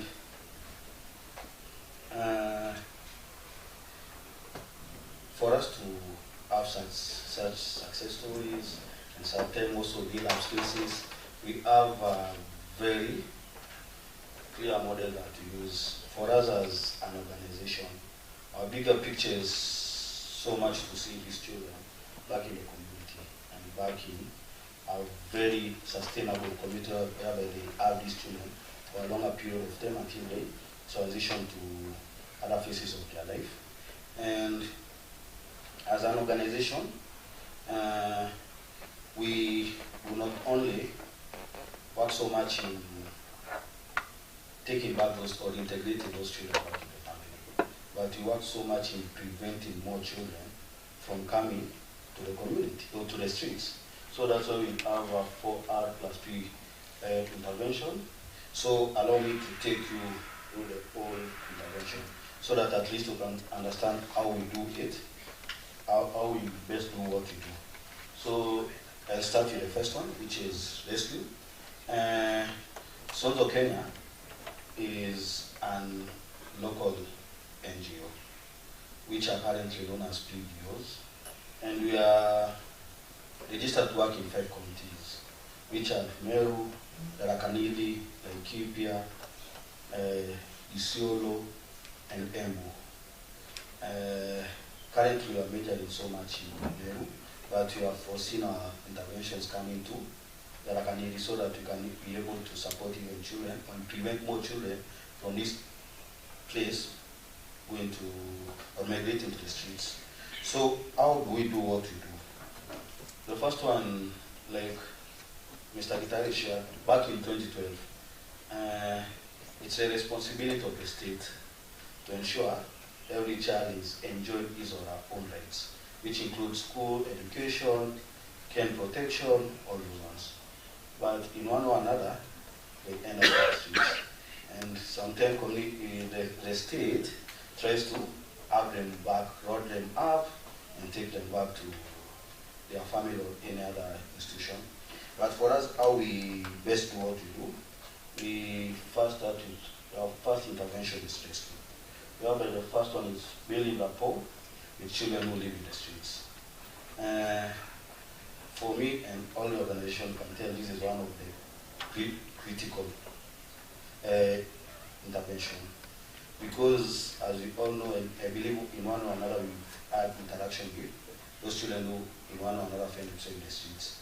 Somehow, they do not trust you that Amojevo. It takes time for you to get that trust, or what we call rapport. So, upon identifying those regions that we think they are children, we first engage the local administration and other stakeholders who are in those locations. And the purpose of us engaging those stakeholders and local administration is one, for them to help us understand if there are those children in that streets, in those communities. And in case there are those children in those communities, what are some of the interventions which those stakeholders in those local administration in that area they have, so that as an organization we come in, see whereby we can help to address some of the needs. And after we get the green light from the local administration and our stakeholders, after we get all that from the stakeholders, now we start the intervention whereby our social workers usually go to the streets, they have engagement with the children, they use some of the activities like playing soccer in the field, in the streets, some music in the streets, and also some street education, so that even we can be able to show these children the crisis of them being in the streets. And also there are those street assessments whereby we try to understand what are some of the reasons that we do migrate to the streets. Are they push factors or are they pull factors? After all that, we have so much of sessions with them in the streets. We do not come on the first day and take those children. Our bosses, they give us our appointments where we come another day and another day. And after that one, we do the second one, which is identifying children who are interested in living street life. There are 2 links that the social workers recommend here. The first one is direct integration, whereby we have the child directly from the streets back to the family. Or we have this child go to our rehabilitation center, which is the secondary, which I will be sharing. And one of indicators that help us in identifying who are the best children we can have them in the family directly from the streets. Some of them are like pull factors. Pull factors are some of truancy, and other ones are those children, I believe you know, there are those children who are more of the scholars. They come in the morning, they live jolly. There are those children who they live in the street but they do not abuse drugs. So still they can be integrated well, directly integrated, and as we work with them well in their family. So I'll be talking about the rehabilitation later, but those are some of the two recommendations our social workers make in the streets. That one, it's work with the DCS or Directorate of Children's Services to secure approval. Once we identify those children who are viable for rehabilitation, we first ensure that we get the approvals, the committal orders, the temporary letters, so that we can have that child at our rehabilitation center. Also, we do the medical assessment to ensure that by the time we take that child in our rehabilitation center, he is medically okay. So allow me to talk about the rehabilitation. We have a rehabilitation center in Egembe South, which is called your Toto Adi Rescue Center, or Children of Promise.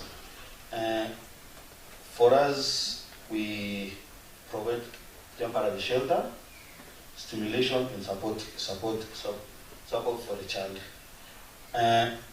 For us, we do not use any medication to detoxify them, but rather we engage them in so much physical exercise.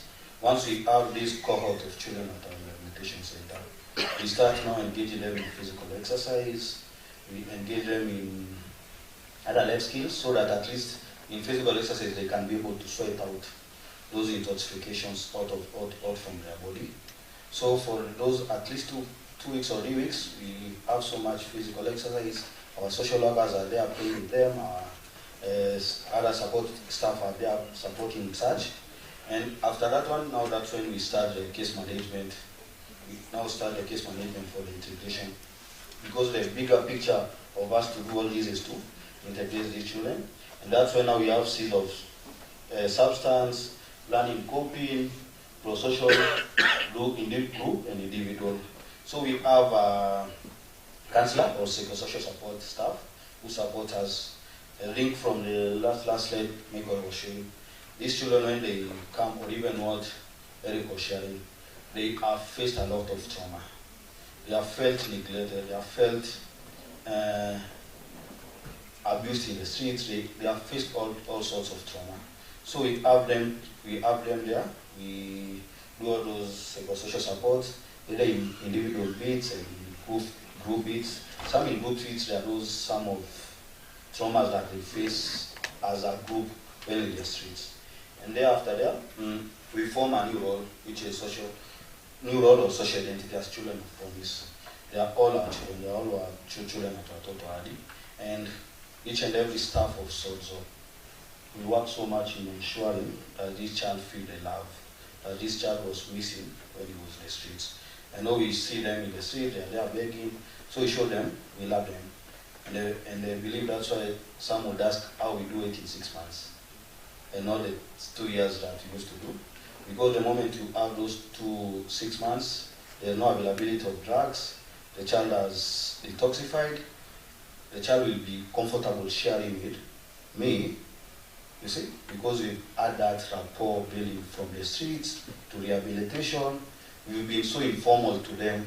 You'll see us playing with them in the street, in the field, at the center, in the streets. So they build that.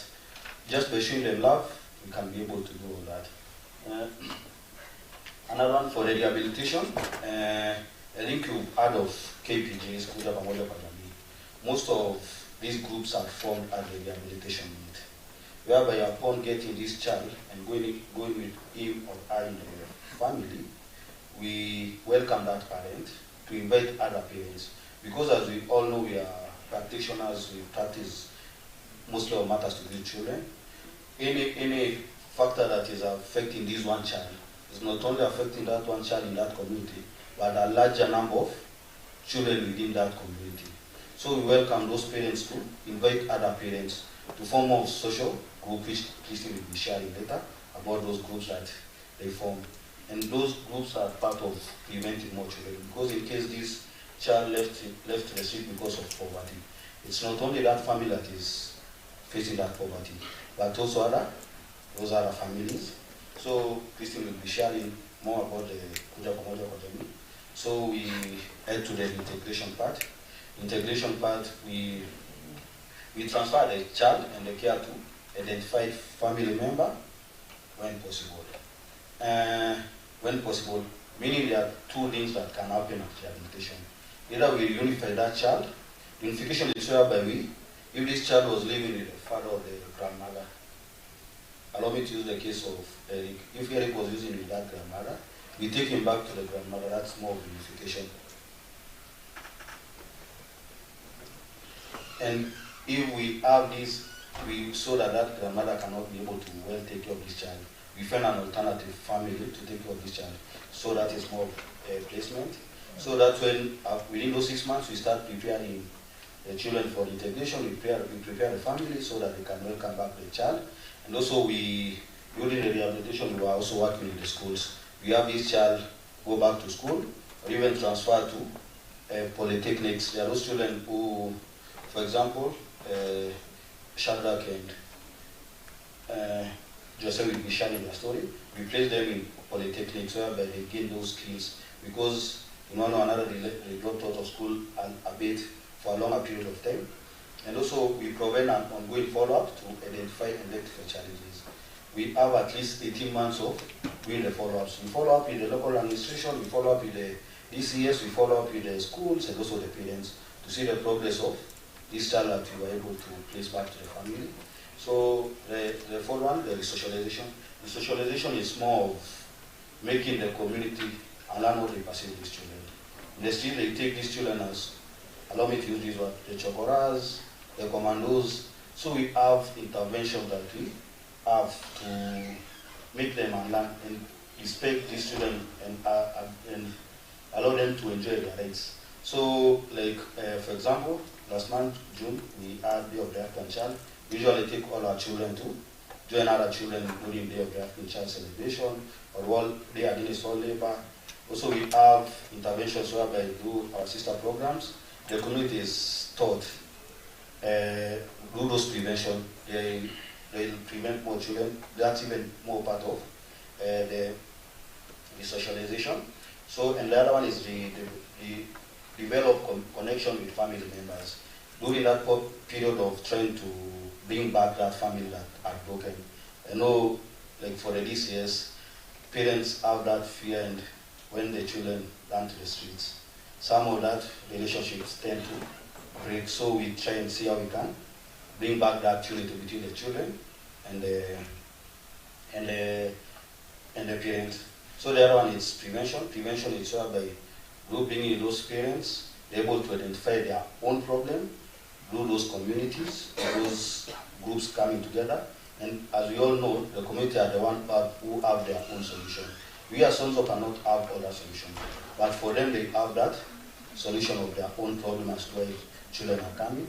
So we ensure that we increase social economy, health, education resources at now the village level, do the support of those communities, and cultivate, nurturing, flourishing community to support member, families, and children. So that's how we do as also. And thank you so much.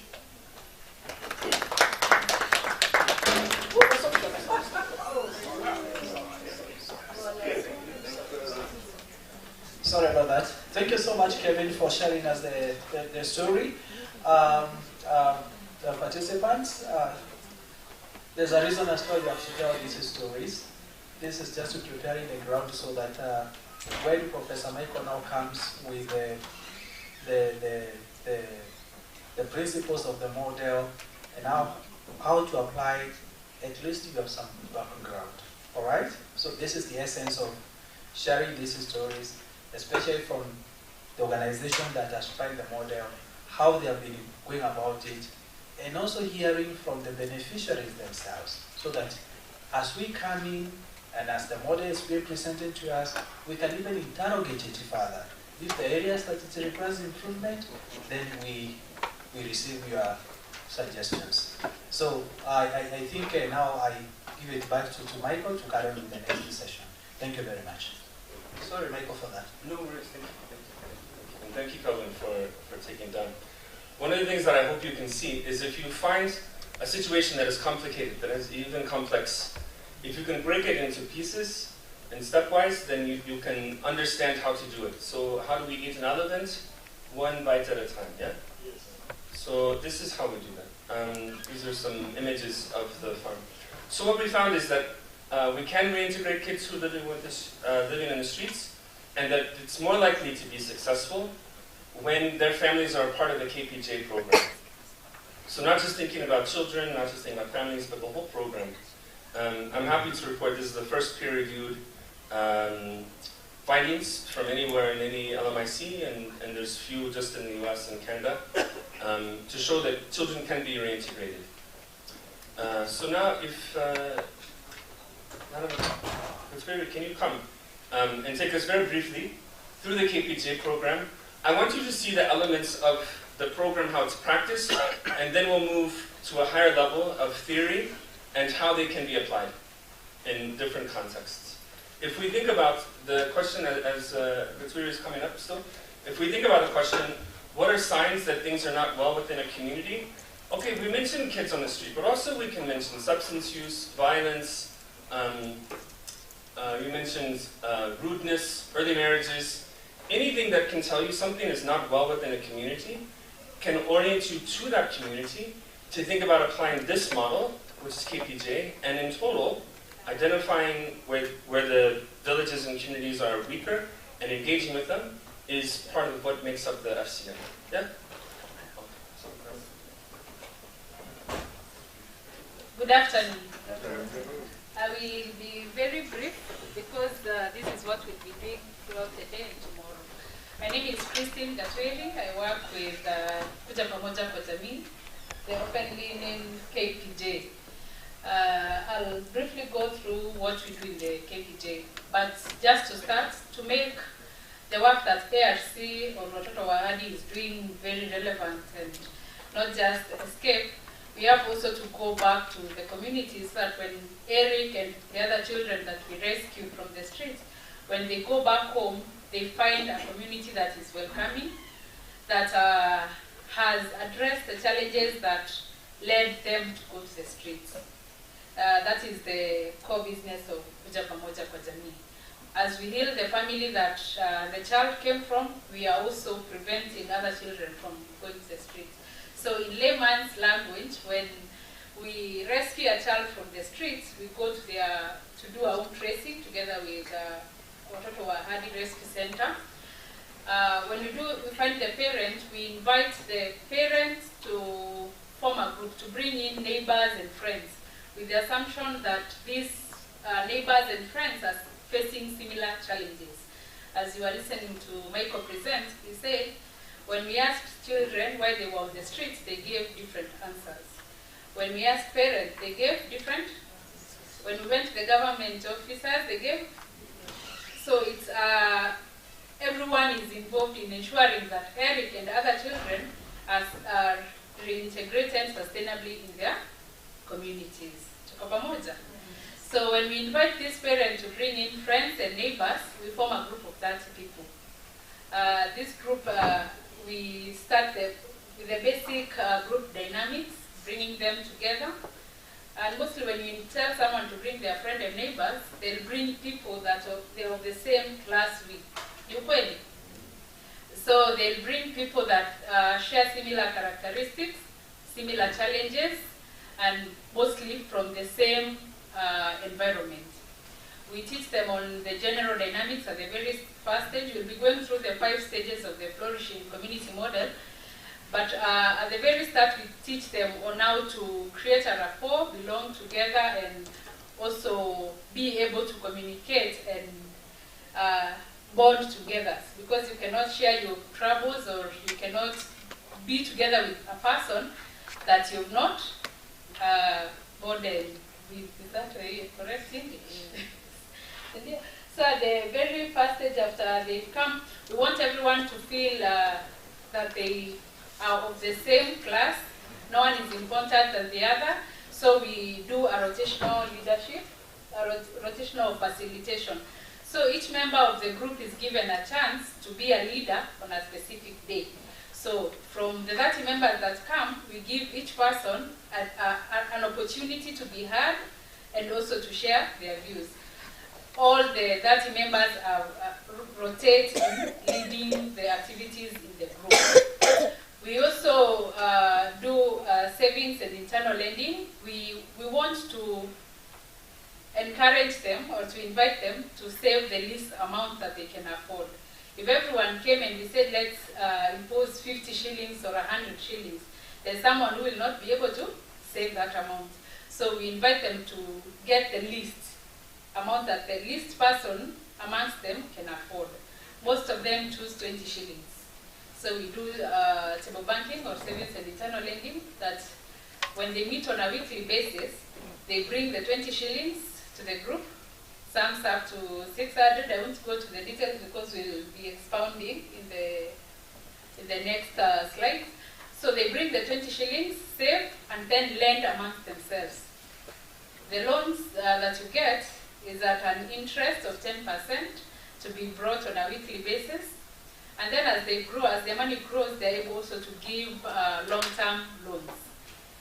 Why do we do this? We understand that when children go to the street and you ask them, mostly they'll say they didn't have food, they don't have maybe school fees, they are sick, such reasons. So the weekly loans are to take care of the minor expenses in their homes, and then the long-term loans are to enable them to invest or start businesses. We don't do the economic aspect by itself. We do the economic aspect combined with the social aspect. That is stage 2. We will still go to the details. But why do we do this? For me to bring my 20 shillings today and go home without money, but listen to the need that you have so that you can go with 100 shillings, takes love, takes someone to listen to the other person, or even to be in their shoes, to understand what situation they are in at that particular moment. So when I come and my child is at home and I just brought 20 shillings, but I get 200 shillings to go and take my child back to school, I think I'll go home saying, I have a place, I have people that understand me.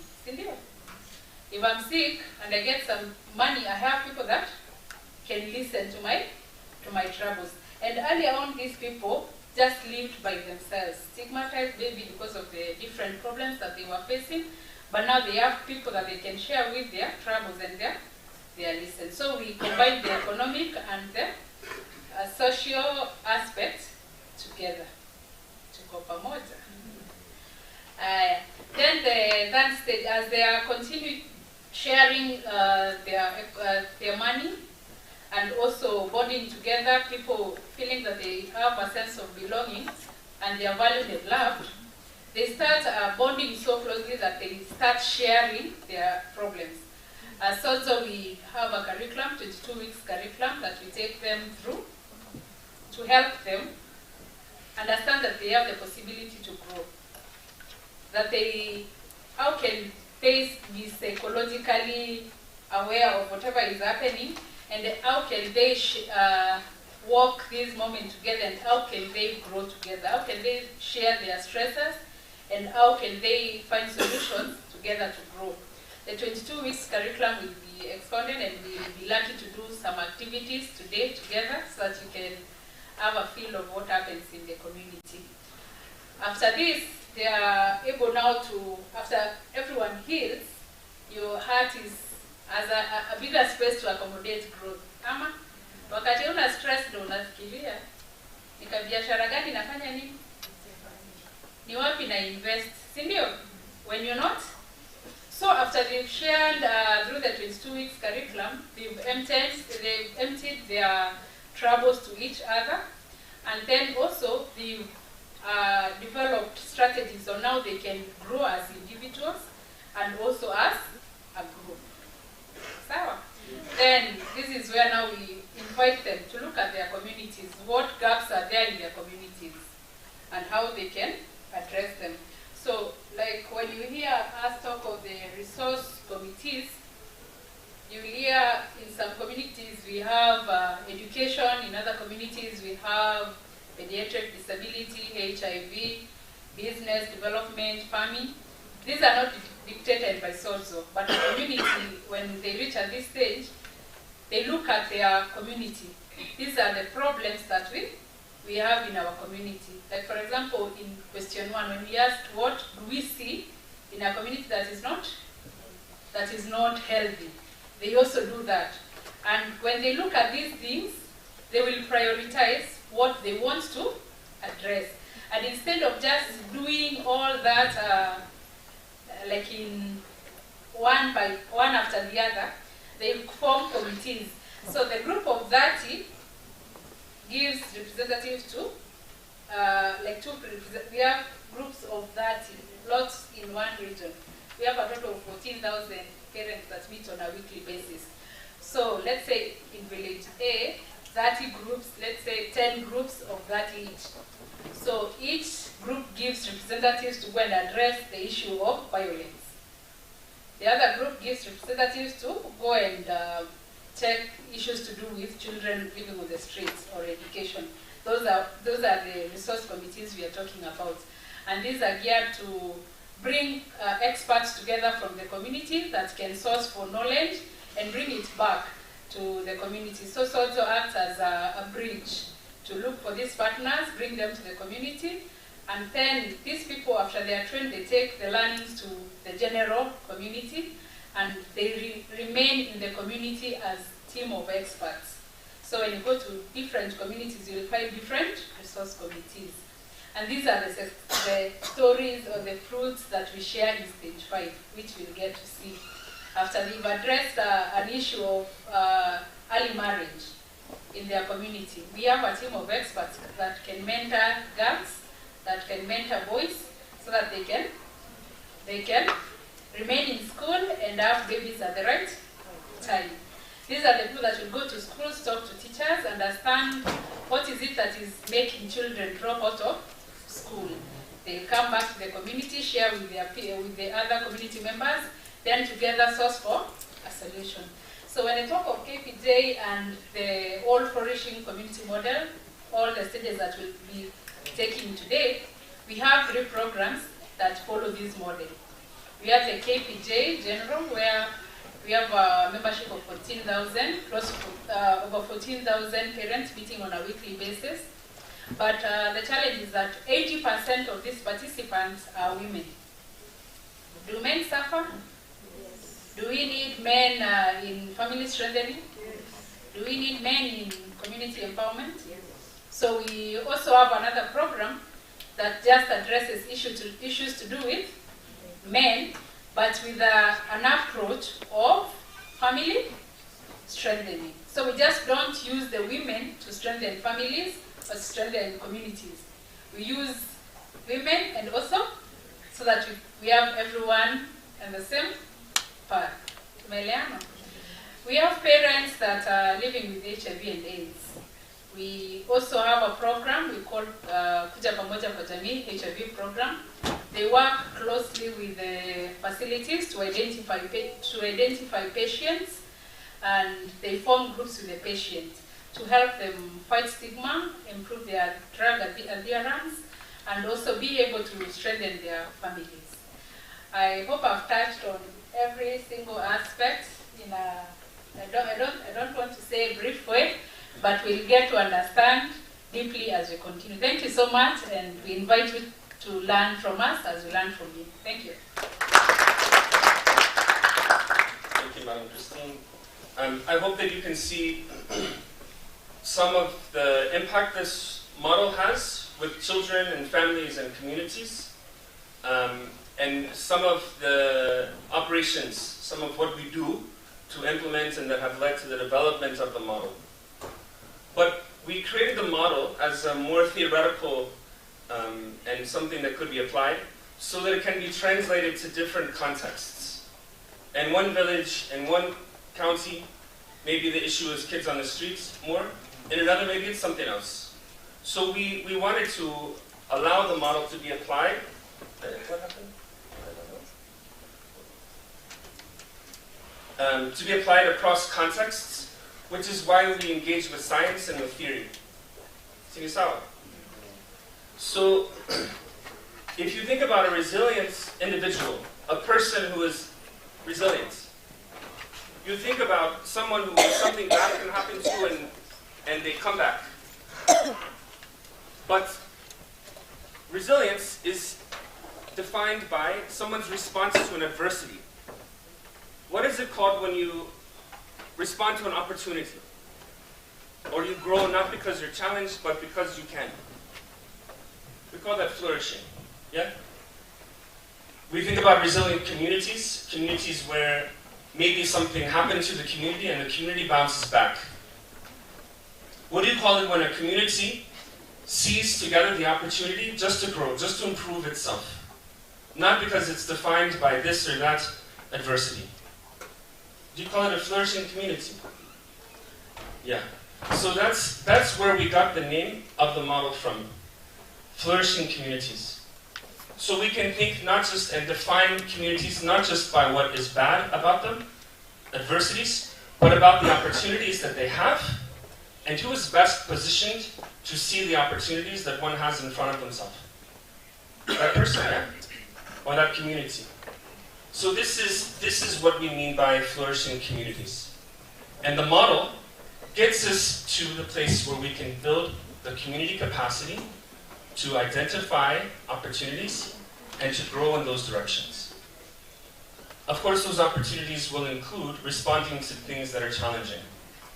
But we don't want to define people by what's bad about them, but rather by what is possible for them.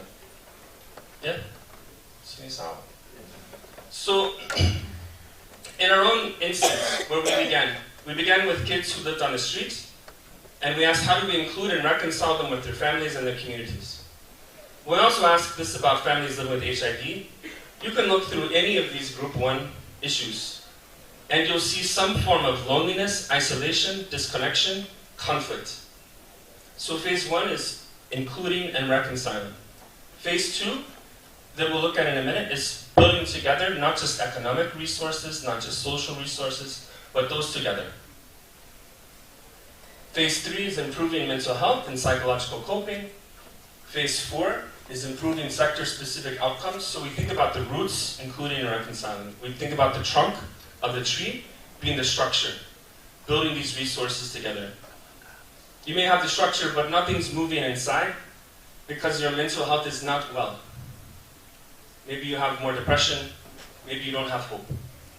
You can go on from there. No psychological flexibility. You're stuck. So this is phase 3. Phase 4, any sustainable development goal can be improved by community-led initiatives, community partnerships. So which of the areas a community might go depends on what that community is interested in and what opportunities it has. But as it has a structure, then it can move in different branches. This is what we mean by phase 4, branching, and attracting to the community some resource that's outside that community, which is why we talk about leaves. They help us eat from the sun. So there's some power source, some energy that your community needs to attract. Or maybe we can think about pollinators and flowers, and something needs to change within your community in order for you to continue growing. So this is phase 4, sector-specific growth, by bringing some resource, by organizing yourself, and by changing something that you need changed. And then phase 5, identifying and sharing collectively produced benefits, fruit. So a good tree bears good fruit. Yeah. So inclusion, reconciliation, we can ask who is here now in this space, in our communities? Who is not here now? Who is left out from our communities? And we can ask, what perspectives do we have to help us orient ourselves to the communities that are suffering the most? In our own story, it was kids living on the streets. In a different context, maybe it's kids dropping out of school. Maybe it's, you fill in the blank. But who's left out? And how do we determine, at some scale, where people may be most on the margins? And how do we move to them? Because as Waturi has said, there's this idea, birds of a feather flock together. Have you heard that? So if you find someone who is in a challenging situation, it's likely that the people they spend most time with are also in a challenging situation. So you can use those to recruit. This gets us back to the question, how do we know when things are not well within a community? And if we can understand what points us to communities that are not well, then we can understand how to approach communities, how to identify communities that need our investment the most. Sinisawa. And it just happens, we've begun doing that with children on the street. So the Kenya's bottom-up economic transformation agenda has 5 pillars. Are you familiar with this agenda? Yeah. Huh? They target what? Yeah, yeah, true. Yeah, so we want to think about how to reach the bottom, and then from there to do bottom up. And the pillars are agricultural transformation and micro, small, and medium enterprise economy. Healthcare, so beginning with least healthy, with agriculture and economics, beginning with those who have the most food insecurity or the most poverty. Housing and settlement, working with high density or insecure housing and building resources together. Digital superhighway, it's a bit out of scope for today, but we have begun thinking and building tools to support this whole system at scale using digital support. And of course, enablers include social protection, women's agenda, youth empowerment, development agenda, and there are 9 others. So we see the potential to partner with the governments in this area quite clearly. So to think about improving inclusion and reconciliation, we have data that show us consistently loneliness and social exclusion go down as people experience time in the program. As we've shown already, we integrate children and youth with their families who are disconnected, and it's supported through this model. Phase 2, concurrently building social and economic resources. Can I have 8 maybe volunteers, maybe from governments, come up on stage? We're too many to do everyone together, but if I can just have 8, I can pick 8 people, or if you know yourself to be a government employee, then maybe you can come up on stage. Volunteers. Volunteers. Today we want you to do things practically. Yes.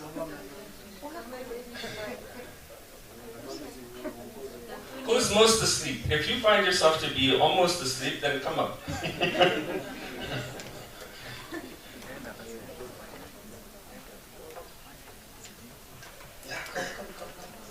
Let's have one from each department. Okay.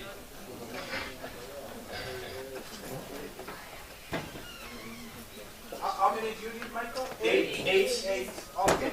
8. Good. Where are the gentlemen? They're there. Okay. They're there. We are training because we are expecting we go and train your people. We are actually getting into the gist of the model now, so that you understand how it works. What you are calling the government? County government.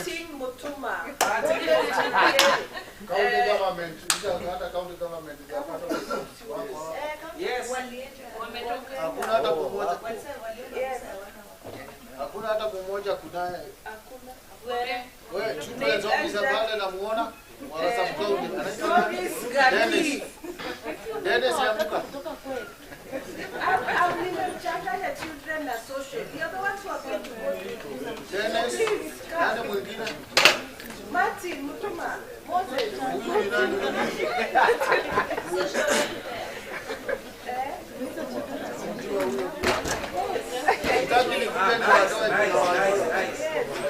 Watu watoke kabla ya tukuje kutoa. Moses, why are you still seated?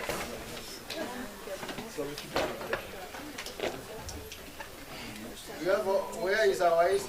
Kuna hata mmoja ametokea hakuna. ICC wako hapa najua. Aamuke ule hapo. Kama ni kutaje. Joela kopani. Naikuta najua kwa hapo.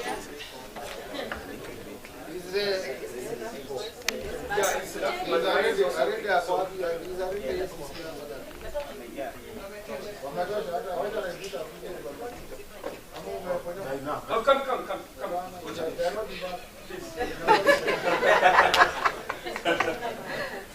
What's that? There are 3 ladies and 6 gentlemen. So maybe one of the gentlemen can pretend. No. We're okay. There's 2 thanks. Okay, we're okay. A lot of the members should be not of it Okay, so. So, this is an exercise we have in our groups. We mentioned the economic groups already, and the Pathways to Flourishing curriculum. This is to help us see the ways that we're connected. So, I'm going to give Agatoni the end of the string first, and I will say a strength that I see that you have. Agatoni, you have great vision. You see good potential for your community and your county. So now it's yours to take and hold this string and pass it to someone else, not beside you, someone else, and name a strength they have. Yeah, and then they'll take it and pass on to someone else, and then someone else, and then someone else, until it comes back to you. Okay. So, okay. All right. I see your strength and your capability as a good leader. Yeah. Take the mic. Oh yeah, I'll hold the mic. So I'm not judging They need they tie. Oh yeah, you can tie it around your wrist. Not safe.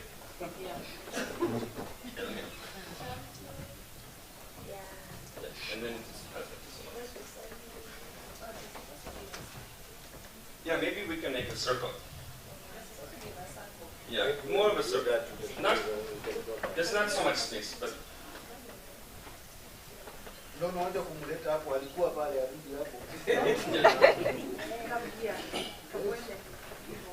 yeah, you tell me where to bring it, and you say the name and string. Dennis, I like your courage and your confidence. Courage and confidence, Dennis.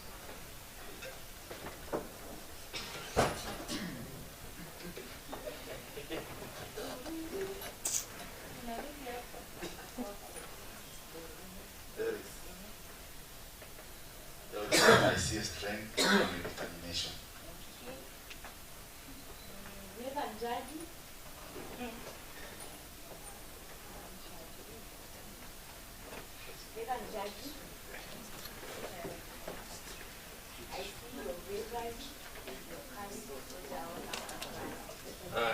Jagi's bravery and courage to soldier on after adversity.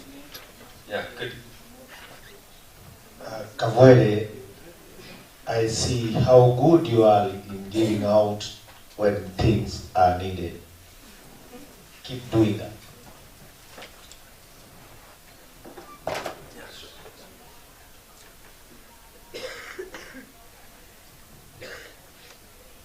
Mr. Moses,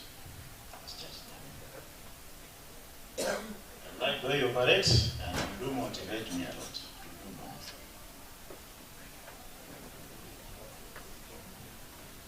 Madam DCC, I like your simplicity and compassion towards children.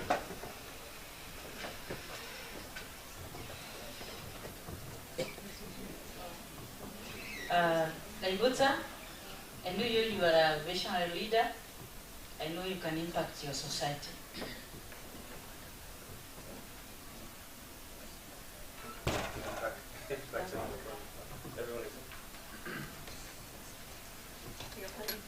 Donnie, you are a good lady and encouraging lady. Thank you. So first, how does it feel when people recognize your strength? Yeah, feels good, eh? Yeah. Do we do this enough? No. What happens when you share your strength with each other? When you see and recognize and celebrate each other's strength? Well, you become strong as a team. Yeah. Empowered. Strong as a team, empowered. Yeah. Eh? You know that your colleagues have your back and they have your best interest at heart. Yeah. Yeah, good. Yeah. So not only when they see your strength do you know, but when you lend your strength to each other, you become interconnected. Yeah? So this spider web can do more, like let's say you're a spider, you can catch more with a web than just being off by yourself. It's true. What happens if one of you drops, you decide, I don't want to be a part of this network, I don't want to lend my strength here. What happens if you drop it? Yeah, you lose balance. Weakness, yeah, it goes down. Yeah, there's a gap. What happens if everyone does this? Yeah. So are we together that we enjoy when people celebrate our strengths? Knowing that if we came together routinely, do you think you'd be more likely to recognize each other's strengths, hoping that they also recognize yours? Yeah. So this is one small example of the interdependence that's created within these groups and that we strengthen through the way that we train them. Yeah? Okay. Thank you. You can, Tony, thank you for rolling that. Yeah, yeah. Thank you for being such great volunteers. Can we clap?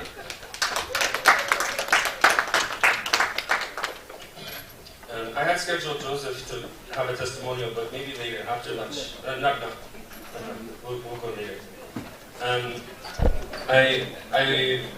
We're a little pinched on time, so I want to get through a few things before. What time is lunch? It's 20 to 1 now. When are we going for lunch practice?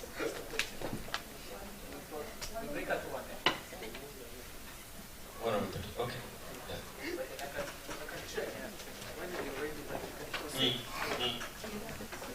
So I want us to play a different game now. And this is getting deeper into the model. We've just played the spider web game. We've just seen what happens when we lend our strength to each other. Yeah? So can I have 10 new volunteers? If you didn't just volunteer, Different ones now. then consider yourself Candidates. yeah, the candidates. Please come. There are dollars now. You can see there are dollars.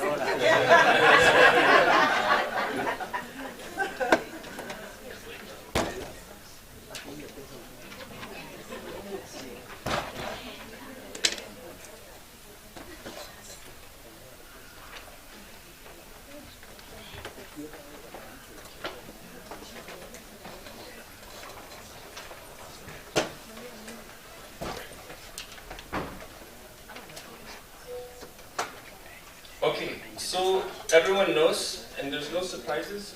Can we have more people? We can do it 4, but if there's more people, that would be better. Someone else? They are coming. Please join, kindly. As I said, you can see there are dollars involved. Yeah, I'm pretending to give you $100. Who doesn't want to take $10?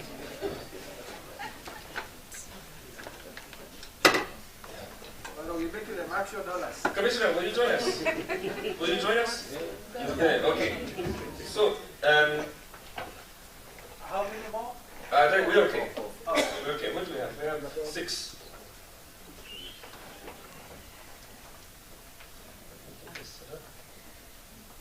Okay. So, for the purpose of the game, you can use your name or a different name to play the game. So let's start here. Phineas, you want to go by Phineas? Okay. Next. Next. Next. Next.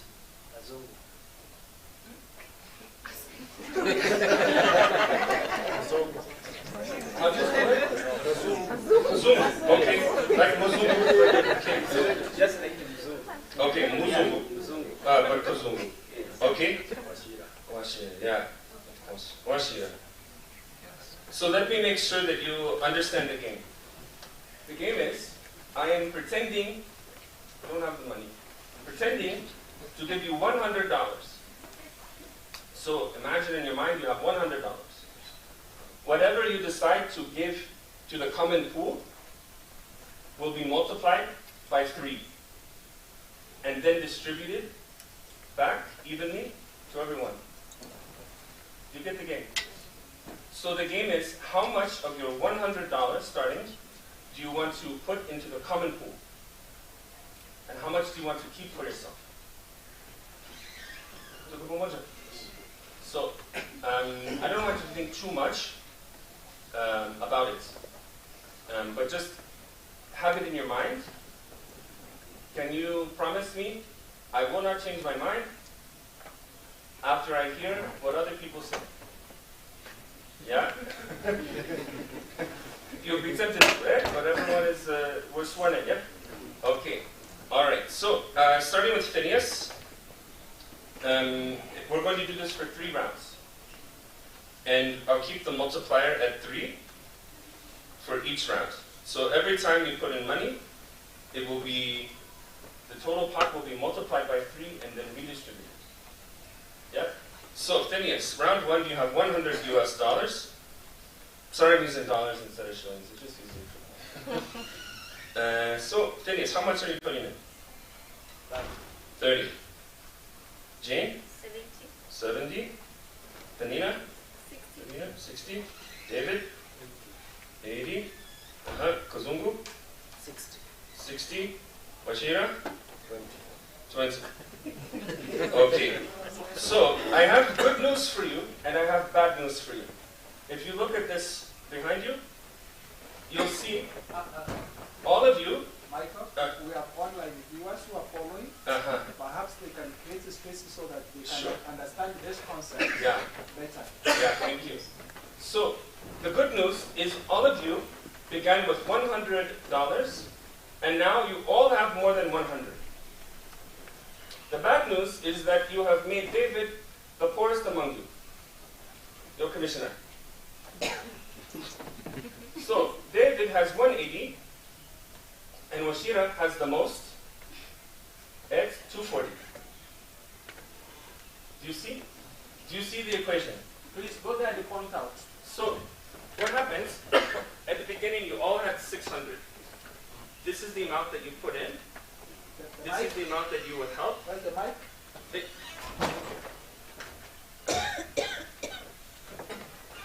So you all began with 100. This is the amount you put in.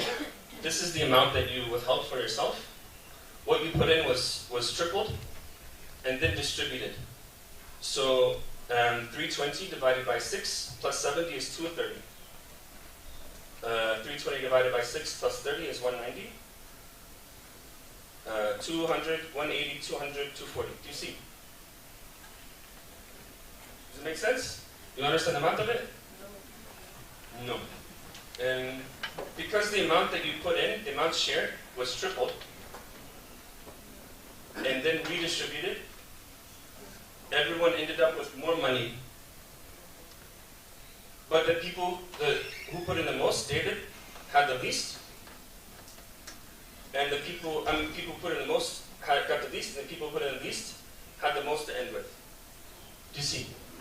Okay, so this is how much money you have for round 2. You can see 230, 190, 200, 180, 200, 240. Yeah? So this is your amount that you have. I'm going to ask you again, so just think, like 5 seconds, how much you want to put in, and then I'll ask you. Everyone have your number? Everyone know your answer? You need another second.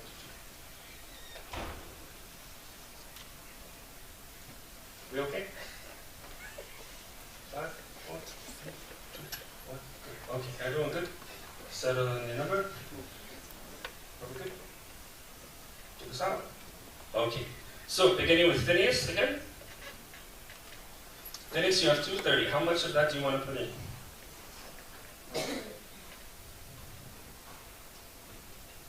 Jane?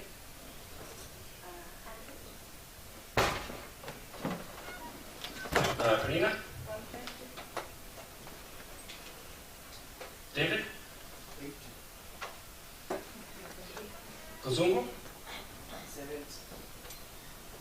Oshira? 40? Okay. Okay. So we have here, you see, it's the same principle. How much you started with this round, how much you put in, how much you withheld, and then this was tripled and divided into these 6 and added. So, I don't know how long it will be to come back. Should we wait or continue?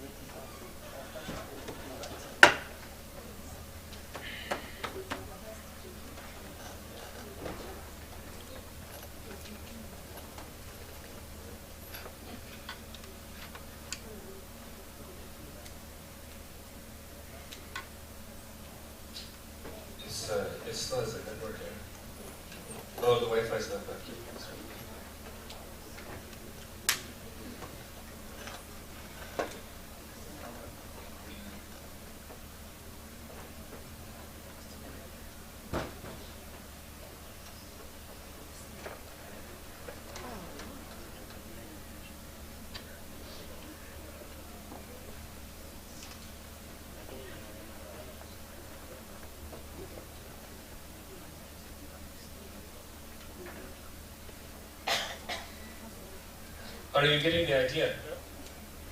Are you getting the idea? No. I've lost a bit. I guess that I'm until when you multiply 3 times. After that, Yeah. the 6 that you mentioned It's confusing. is where I'm lost. Okay. Yeah. Okay. We can walk through the math on it maybe. But the idea is what they share together is then multiplied by 3. That's the multiply. Oh, okay. So I put, let's say, 300 shillings. Yeah. I share, let's say, 30 shillings. All right. Is it the 30 shillings that is multiplied by? Yes. Yeah. The 30 plus what everyone else puts in. Yeah, whatever everybody else has put in is what is multiplied by 3. Yeah. After that, Yeah. It's because it's common. it's coming. You put it in. Yes. And it's multiplied. It's multiplied. And then each person takes in even amounts from that common pool. It's multiplied by what? By 3. By 3. Yeah. Okay, so the 300 shillings, I put in 30 shillings, whatever else everybody else has contributed. Yeah. We divide that. Yeah. You multiply by 3. Multiply by 3. And then you divide it equally. Equally to everybody. Yeah. What everybody else has contributed. Okay, we're back. Yeah, good. Okay. Yeah. So, the 230, Phineas, he removed $100. Yeah. He remained with 130. Correct. Now that's there. Now there. Yeah. Well, I don't get that. Yeah, so 130 plus, so the total amount people put in was 510. Yes. And then you multiply that by 3. By 3. So you get, hey! Okay. It's back. Okay. Yeah. So this is the total amount that's put in. Yes. And then it's multiplied by 3. By 3. So you get 1,530. Okay. And then you divide 1,530 by 6 because there's 6 players. Okay. And then because there are 6 players and it's 1,530, then that's how much you add to each person's, what they withheld from their own. Oh, so that's what you've divided is what you're giving back Yeah. to each participant. Yeah. Oh, okay. Yeah. Sorry, is it clear now? Okay. So what you put in, what you share, is multiplied and then given back evenly. Yeah. Okay. Yeah. So 1,530, I don't know the math, but if you divide 1,530 by 6, apparently it's, 255. So then that's what you add to each person's, what they withheld. So we have one more round to go. Does everyone understand? We're good? Okay. So think about, for round 3, how much you want to put in. You know your amounts, 385, 345, 355, etc. So you can see your amount. Do you know how much you want to put in?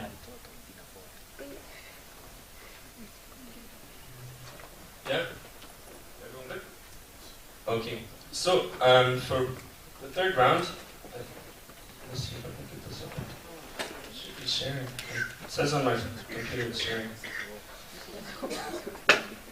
Oh, the Wi-Fi.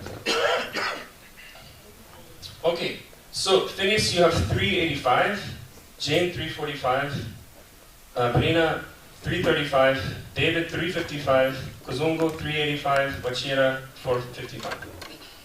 Everyone good? So my Wi-Fi is still out, so I can't show it. So Phineas, how much do you want to put in? 150. Jane? 250. Panina? 0. Okay. Wow. Yeah. David?